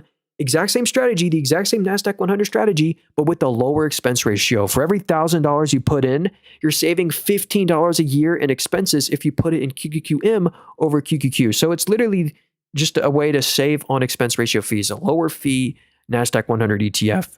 The same holdings, exact same weightings, nothing's different about them. They just don't market QQQM because they won't make as much money then. They make more money telling people to go buy QQQ. So anyway, hey, what up, Jim? He says, HESM is an amazing dividend play or main. Yo, I just bought enough. Again, I might be biased on this answer, but just today, I bought 3 shares of Main Street Capital, and I bought 6 shares of Iron Mountain today. I spent $600 on Iron Mountain today. At the very beginning of the stream, if you go to the very beginning of the stream, the first 10 minutes, you'll see me buy it live. And you'll also see me buy live Main Street Capital. This is a monthly paying dividend stock that I believe actually has a sustainable dividend. And by the way, this is a BDC. They actually have to pay out most of their taxable income in the form of a dividend by law, 90% of it. So that's how they have a, look at this yield right here. Oh my goodness, what I just clicked. No. Okay, press release. If you go to the dividend in the middle here, they have a 6.5% dividend. That abnormally high dividend usually isn't sustainable for most companies, but it is for this one because they're taxed differently, which is pretty interesting. So they pay you 25 cents a month. They pay you 25 cents a month. That's 79 cents a quarter. So are they making over 79 cents a quarter in EPS? For sure. They're making over $1 of EPS a quarter. And that's how they're able to do these special dividends. So first off, they pay you monthly. Well, they've recently been paying you twice in 1 month. They just did a 30-cent special dividend, another 30-cent special dividend, another 30-cent special dividend, another 30-cent. So every other month they're doing, so they're basically paying you more than once a month.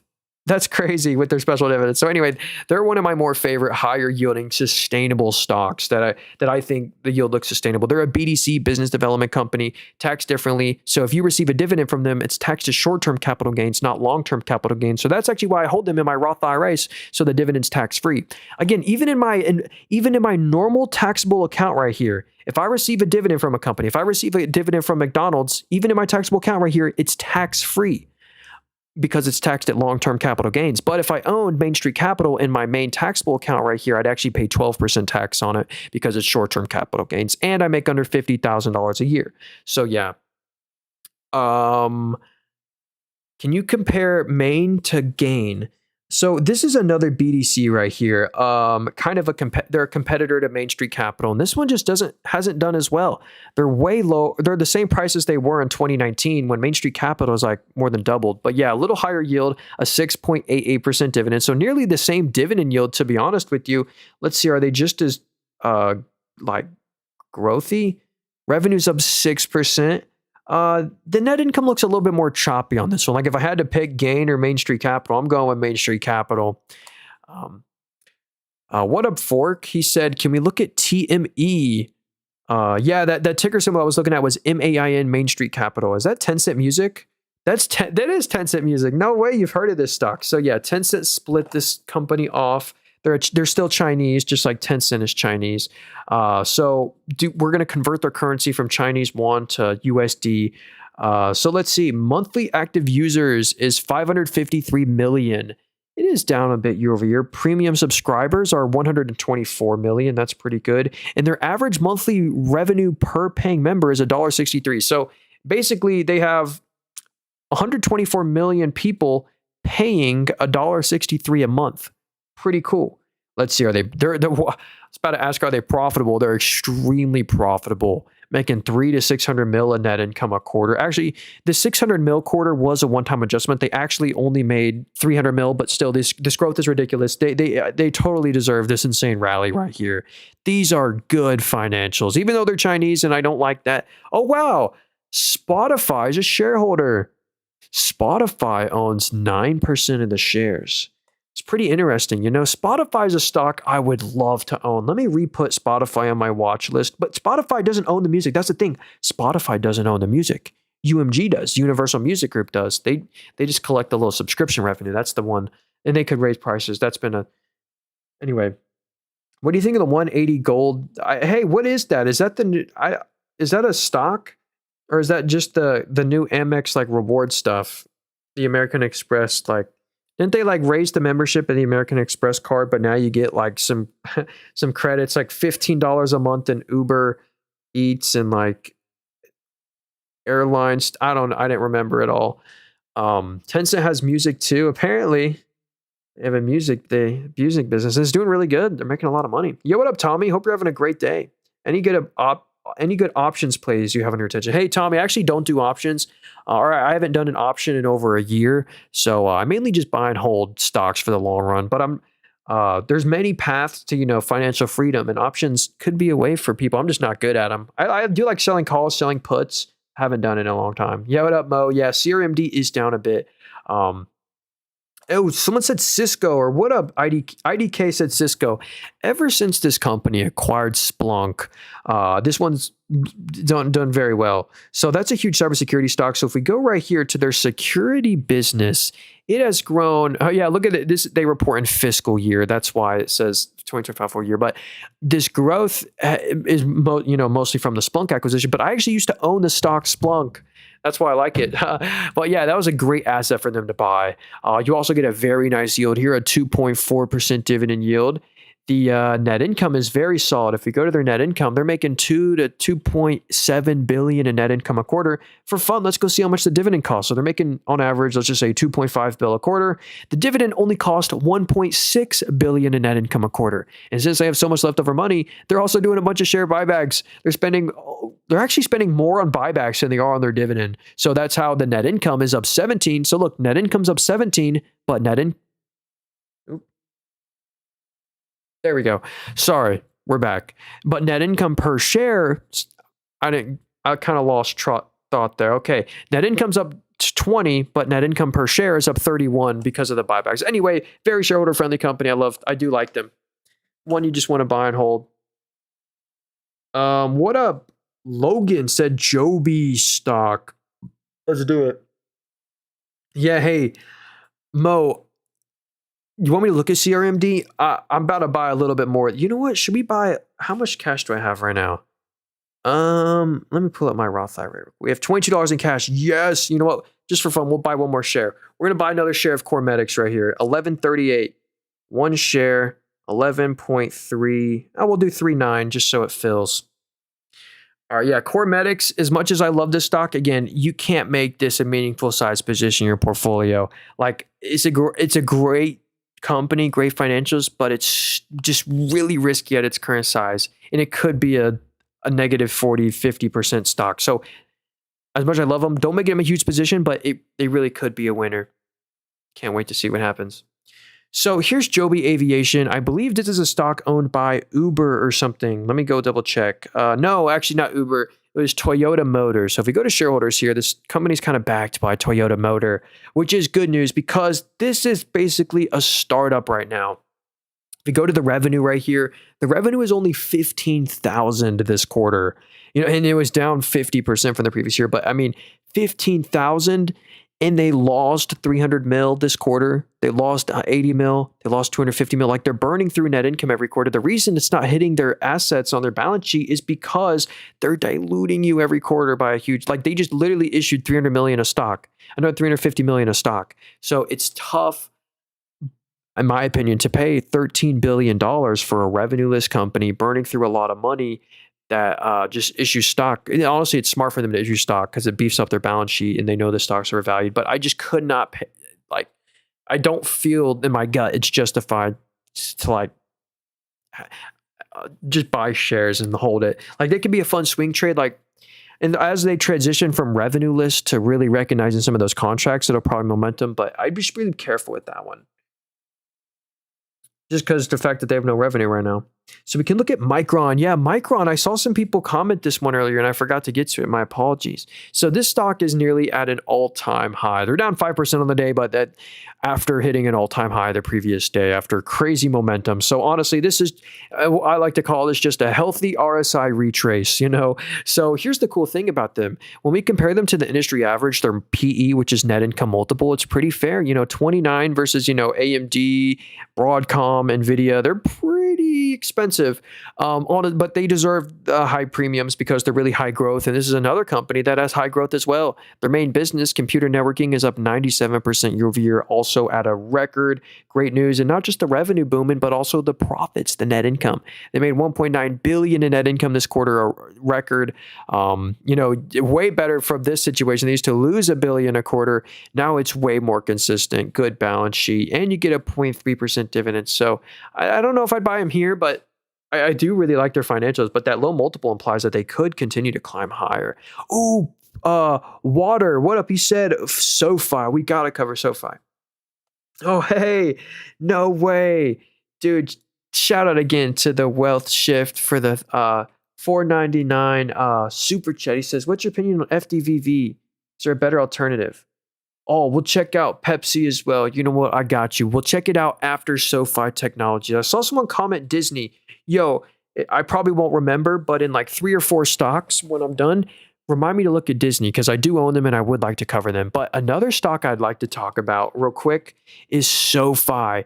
This company is at an all-time high today. So if you've ever owned this stock ever, you are definitely up on your position. because all-time high today. I was lucky enough to buy this one way, way, way back here, but I'm unlucky because I sold most of my position at a much lower price. Like, I kicked myself in the nuts for doing that. So, sometimes it's not smart to sell a great quality position, but they really just beaten my expectations. Like, I think I initially sold SoFi when Bitcoin hit 100,000, and I was up like 3x, but they just continue to do good. Here's why. This metric right here, this even beats my high expectations. So here's their financial services right here. They're a fintech and they have their own banking charter and stuff. And this is absolutely insane. Companies with high revenue growth deserve high multiples compared to like your average Joe Schmo stock.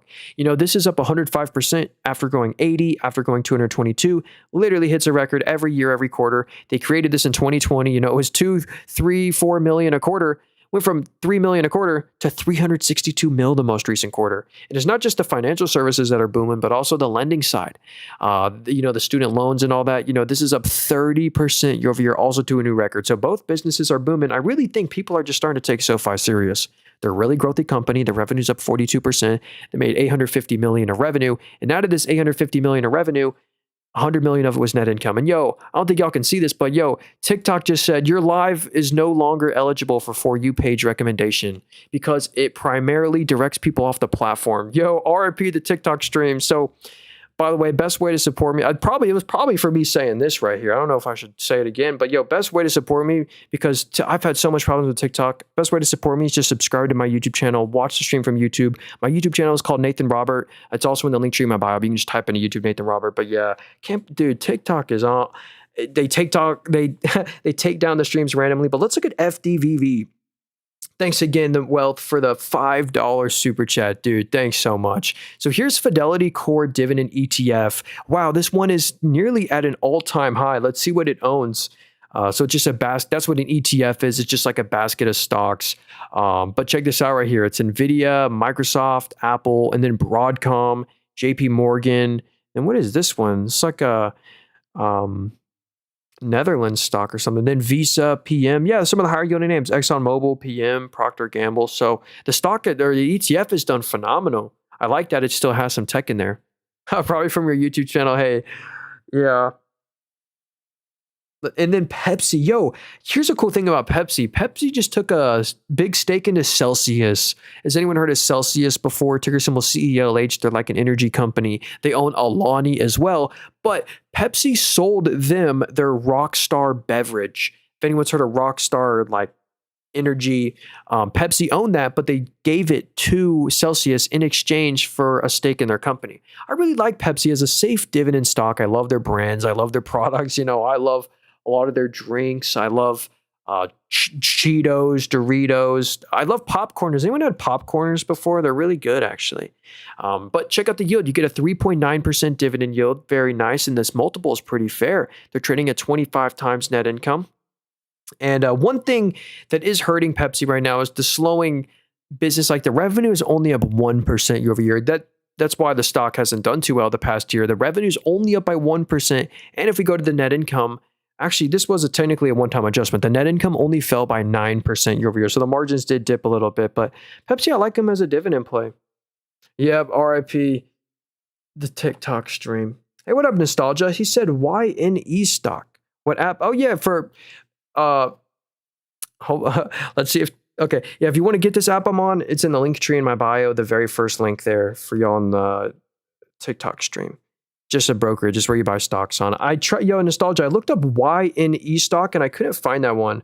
But here's a stock I do know exists, is HIMS. This is HIMS. A lot of people think this is a meme company, but this stock is no meme. They have pretty good financials. They did just release a new testosterone product, but one thing that has been hurting them is the fact that they no longer sell a weight loss prescription, because one thing that led to a ton of the sales growth, because they've had some insane sales growth in the middle here, these growth rates. A lot of this growth has come from them selling a GLP-1 weight loss prescription, but now they no longer sell that on their website. They lost their partnership with Novo Nordisk, and that's going to hurt their future growth.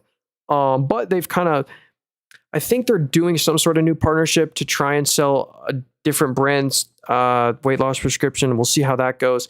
Right? If they can just continue this growth, then I think things will be fine. Like, revenue's up 72. They're also profitable every quarter. They're going to be making like 50 mil in net income a quarter. They also just issued some debt to raise cash. Like that's how their cash went from 270 to 1.2 billion. So assets go up with liabilities. So this is no big deal. Maybe they see an opportunity. Maybe they could buy a business or something. So I'm not loving them at this price, to be honest with you. So I already sold VOO, SCHD, Visa. It's too expensive and I'm still a student. Oh, hey, I feel you on that one, IDK. Now just bought Eli Lilly. Pepsi owns Celsius owns Alani. I was trying to say CELH is their CELH is Celsius. Celsius owns Alani. Probably if we go to shareholders right here, ALANI, if anyone's heard of that energy drink company. But yeah, and Celsius just also now owns Rockstar Energy from the Pepsi deal. So yield max or WPay? Let's see what this one is because I don't like the yield maxes. So this has a 1% dividend. What are its holdings? Oh, it doesn't show us its holdings. So I wish I could give you some thoughts on this one. Oh, it has a high expense ratio, a 1.3% expense ratio fee. Yikes. So I would be careful with that one. Yo, the wealth shift. If you got any more stocks you want me to look at, let me know. I'm probably going to end the stream here in a couple minutes. But yeah, let's keep going here. Look at some more TOST. I might actually do a stream later tonight because I'm gonna be free. I don't think I'm gonna do anything. Maybe. But here's Toast right here. This is a restaurant payment processor. Oh, by the way, if you wanted the follow button, we go live every single day. So we're gonna be streaming tomorrow. This probably around this same time. We'll be streaming tomorrow this exact same time. And we're still going on the stream for another couple minutes here. We'll look at some more stocks. Let's do it. So this is a stock I actually do own here in my Webull account. I own 15 shares in them, and we haven't done too well. They actually touched my cost basis a couple days ago, barely. So yeah, it's a restaurant payment processor. The main thing I like about this stock is just the growth. Go to their annual. Oh, that's the net income. If we go to their annual revenue right here, like this is what you want to see. You know, in 2020, the revenue was 800 mil. Then it went to 1.7, 2.7, 3.8, 4.9. Like this is crazy growth. So revenue's growing like crazy and they're finally net income positive. If we look at them the past 4 quarters, they've made a boatload of net income. They also have a really good balance sheet that's deleveraging. The free cash flow looks insanely good as well, up 100% year over year. So I really like Toast. And I like Toast, the company. So let's see. SPMO. I saw, let's check out SPMO. This is the Invesco S&P 500 Momentum ETF. Wow. This one's done like better than the actual S&P 500. Let's go see what its top. Yeah, that's insane since 2019. This is moving like a tech stock. So its top holdings are NVIDIA, Meta, Amazon, Broadcom, Tesla, and then JP Morgan. JP Morgan is 5% of it. JP Morgan has actually done.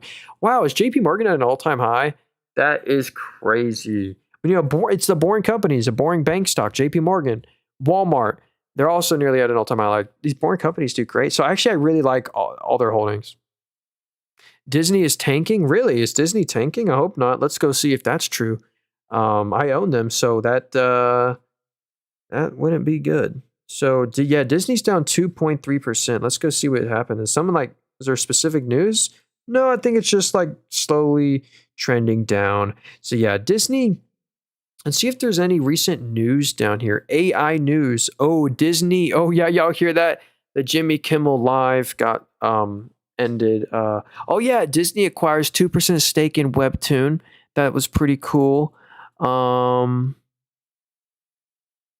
Brazilian court orders Disney to halt video streaming over patent dispute. 233 million wage dispute with. Okay, anyway, I don't care about that. Let's go look at their financials right here. So they have 3 main segments of business right here: their entertainment revenue, the experiences revenue, and then the sports revenue. Yeah, they own ESPN, which is pretty cool. That revenue is down 5% year over year. Entertainment's up 1%, and experiences is up 8.4%. That's pretty good. One reason I like Disney is because they got their streaming services very profitable. They own Disney Plus, they own Hulu, ESPN.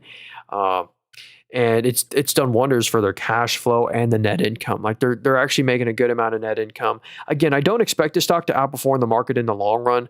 Like Disney is the same price that it was 10 years ago, but I do own. I got them at a really good price that it was hard for me to pass up. Yeah, I bought 17 shares at $85 a share, and then I've sold 2 of them so far. But anyway, wait, it's at 111 today. I sold my 1 share at 123. Hey, guess that worked out. Yeah, Reddit's tanking today as well. Reddit's down 5.6. What's up on the day? Oh, Dave. Yeah, the fintechs. Oh, literally the fintechs. Dave, SoFi, Futu, Robinhood. That's crazy. And Power Solutions, P6 is up. Cool. I appreciate you. You're an OG. Hey, thanks, Gym Therapy. Thanks for always showing up here. I do appreciate you. You want Gym Therapy? I'm gonna give you a follow. By the way, I don't normally follow people. So if you follow me, normally you'll get followed back by someone impersonating me. But yeah, by the way, I sell nothing. I have no course, book, WhatsApp, Telegram. I'll never DM you, follow you. Just watch out for the scammers. There's so many of them on TikTok. It's so annoying, and they just don't do anything about it. So Aiden said TPR, is that Tapestry? So this is the company that owns Coach, I think. Coach, Kate Spade. Let me see. I haven't looked at this stock in a long time. Yeah. So 80% of the revenue is from Coach, and this business is at a new record. It's up 13% year over year. It's actually surprising because if you look at, this is actually an anomaly. That's crazy. You look at all the other luxury stocks, Gucci stock, Louis Vuitton stock, Lululemon, some of the more premium item stuff, they're not doing nearly as well as this stock. How's Kate Spade doing? Ooh, Kate Spade is not doing too well. That one's actually, these are not good decline numbers. How is Stewart? What is that? Oh, the Stewart business is not doing too well. But anyway, it's really the Coach business that's booming. If we go to their profits here, they're making like 200 to 300 mil of after-tax net income. Yeah, like 200 to 300 mil in net income a quarter. That's really good for the industry, to be honest. And they're trading at, 190 times net income. Oh, that's because, so they had, if you look at the most recent quarter, it says they lost 500 million. It was a one-time adjustment because they actually made 271 mil of operating profits. So there was some little accounting trick there. Don't worry about it. So yeah. Funny, I just followed. Hey, thanks for the follow every day. I appreciate that. By the way, if y'all want to follow button, we stream every day. We just look at stocks and stuff. So I'm streaming on YouTube and TikTok right now. I'd really appreciate, best way to support me is watch the stream from YouTube. TikTok already, my live stream, I have this notification here. It cannot be in anyone's For You page anymore. It's impossible. So the TikTok stream is just going to slowly bleed out of viewers, unfortunately. But the YouTube stream is doing good. Okay. Yeah, TikTok, like if you ever see my stream just randomly get taken down, TikTok took it down on accident, and I have to appeal. It takes an hour to appeal, then I'm back. So what up, Ravi? He said your view on TMDX, is that Transmedics? So yeah, I actually really like the financials on this name right here. So I think this is the liver heart therapy company. So yeah, 73% of the revenue comes from their liver business, and it is insanely growthy. It's up 50% year over year after growing 135, after growing 240. Like you can just see the revenue just hits a record every quarter. It's insane. And not just the liver revenue, but also the heart revenue, which is the smaller 22% of their business. It's also up 13% year over year. Not too bad. Are they profitable? They are profitable. That's great. So they're growthy. Revenue's up 37. They're making good net income. That's 22% net margin. Deleveraging, the asset or the liabilities went from 75% to only 64%. So they're deleveraging. That one has good financials, I will say. I do remember reading. Let me see. Is there Morningstar research on this? There is. I want to see what the bears say. I remember something about like a patent dispute or something. Wait, Morningstar research. It used to have like the bulls, or maybe it's just not for that. They don't have it for every stock. Oh, well, never mind. Let's see here. I just bought some SMPO. Hey, nice. I really like a lot of their holdings. SMPO. That's the S&P 500. What was it? SPMO? This is the S&P 500 momentum ETF. Like if ignore the ticker symbol. Like if this was a stock right here, this would be an insanely performing stock. Incredible. And it's like an alternative from the S&P 500. So you still get a little bit of tech heavy, Nvidia, then Meta. Notice no Microsoft or Apple. That's actually, I like that. Because there's no Microsoft or Apple here, but then you get like JP Morgan. Like this one, this is a bank stock, boring bank stock, insane momentum, all-time high. And even at all-time highs, you still get a 1.7% yield. So some of these names are really strong. I like Palantir, Walmart. Thank you. I watched your stream from India. Here in India, TikTok is banned. Oh, hey. Well, thanks so much for showing up to the YouTube stream. I really appreciate that. That's awesome. So let's see here. We'll look at a couple more. HESM actually went down 10% today, but do you hold for the growth in dividend? I actually don't own this stock right here. So yeah, I read the news on this morning. Hess Midstream cuts down as, so basically they receive they own oil pipelines, and these oil pipelines move oil from 4 oil rigs to like just places to their network or whatever. But basically their oil rig count is going from 4 to 3. So there's only going to be 3 oil rigs flowing through oil in their pipes. That's basically why the stock dropped today.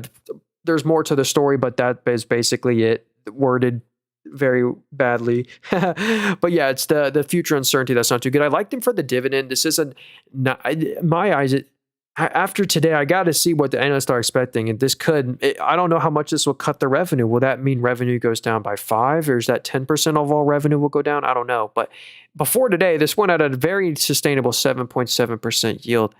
I'm curious to look more into that, because I do really like that name, and it might actually be at a price I can finally pay, because that is a great one.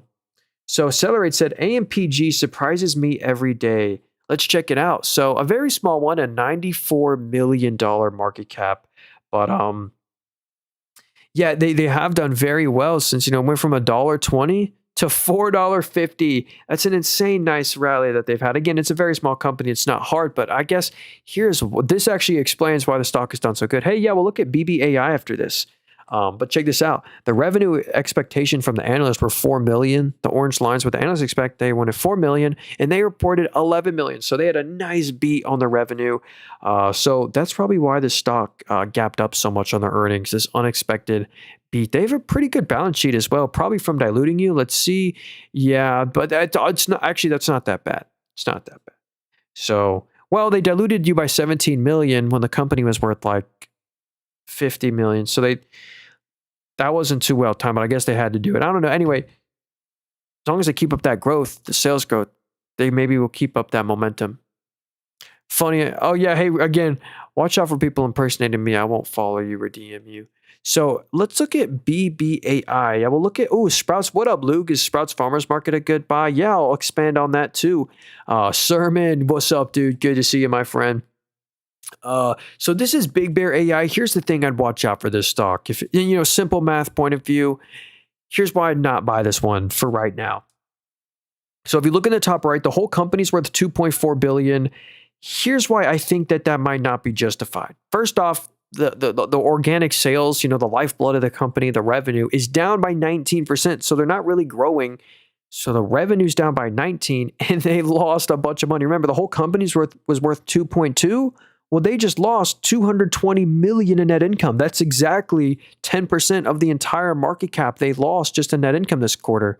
And then they lost $70 million, $150 million. So I don't love the fact that if I judge them off their financials, they just don't look great. Revenue's down 20, net income is a huge loss. But if you're wondering how did their balance sheet go up like that, well, they diluted you by $300 million. So they issued $300 million of shares. So usually when the stock goes up, they do like to dilute, but it's smart of them to dilute. Anyway, that one, numbers scare me a bit. So let's look at Sprouts Farmers Market. This one is a healthy grocery store. I do own this one here. I like being fully transparent. Check this out right here. We go to my biggest losers. Oops, there we go. Biggest losers right here. I am down 12.4% on my Sprouts Farmers Market. Again, I think it's a nice company to have to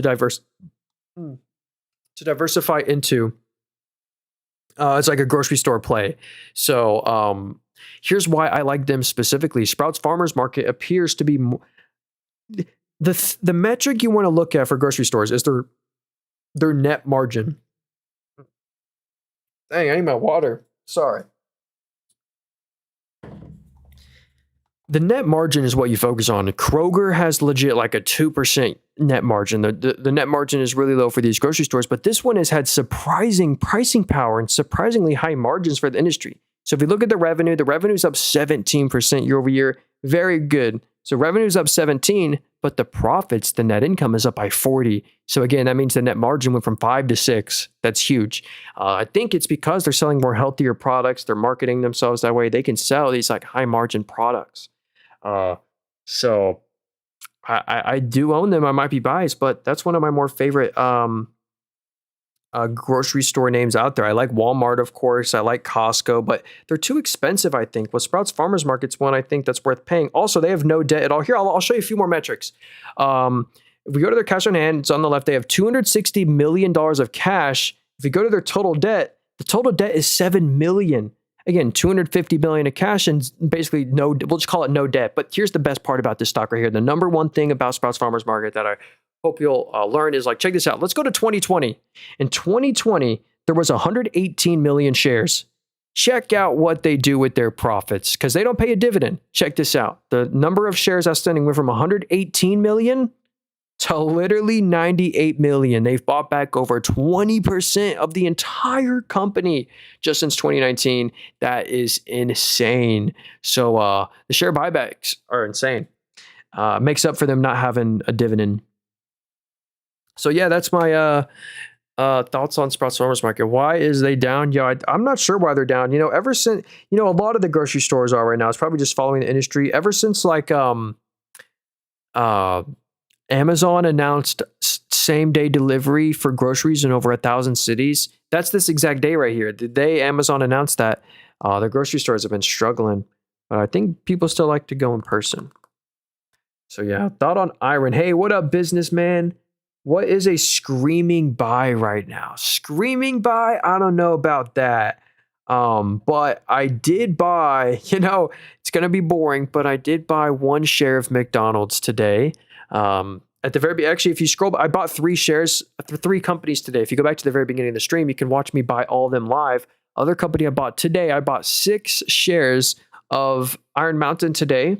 They're a data center REIT. 95% of the S&P 500 is a customer of Iron Mountain. They also have a 3.3% dividend yield and a 61% payout ratio, so a lot of room to raise their dividend if they wanted to. Main Street Capital, it's one of the few monthly payers out there. They have monthly paying dividend stock. I love them. So let's see here. BW said Neo. Let's do it. This is actually a stock that I really wouldn't recommend. And then we'll look at Iron. Too late to buy at this price, I think. So it's too late to especially buy meaningfully. ACMR stock, I have good technical conversion.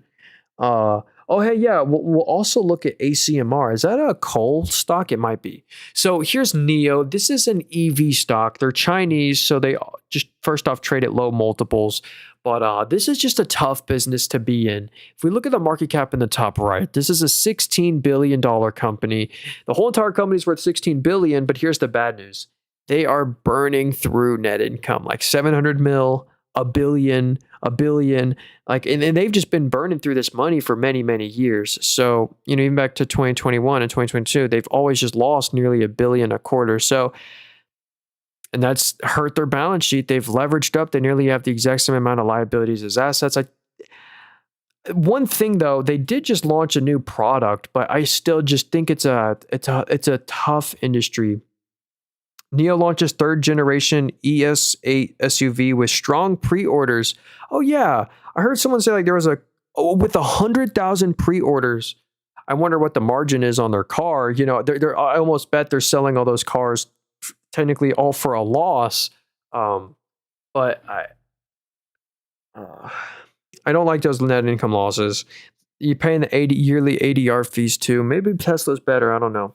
So here's Iron right here. This is Iris Energy. It's a basically CoreWeave competitor, smaller CoreWeave data center play.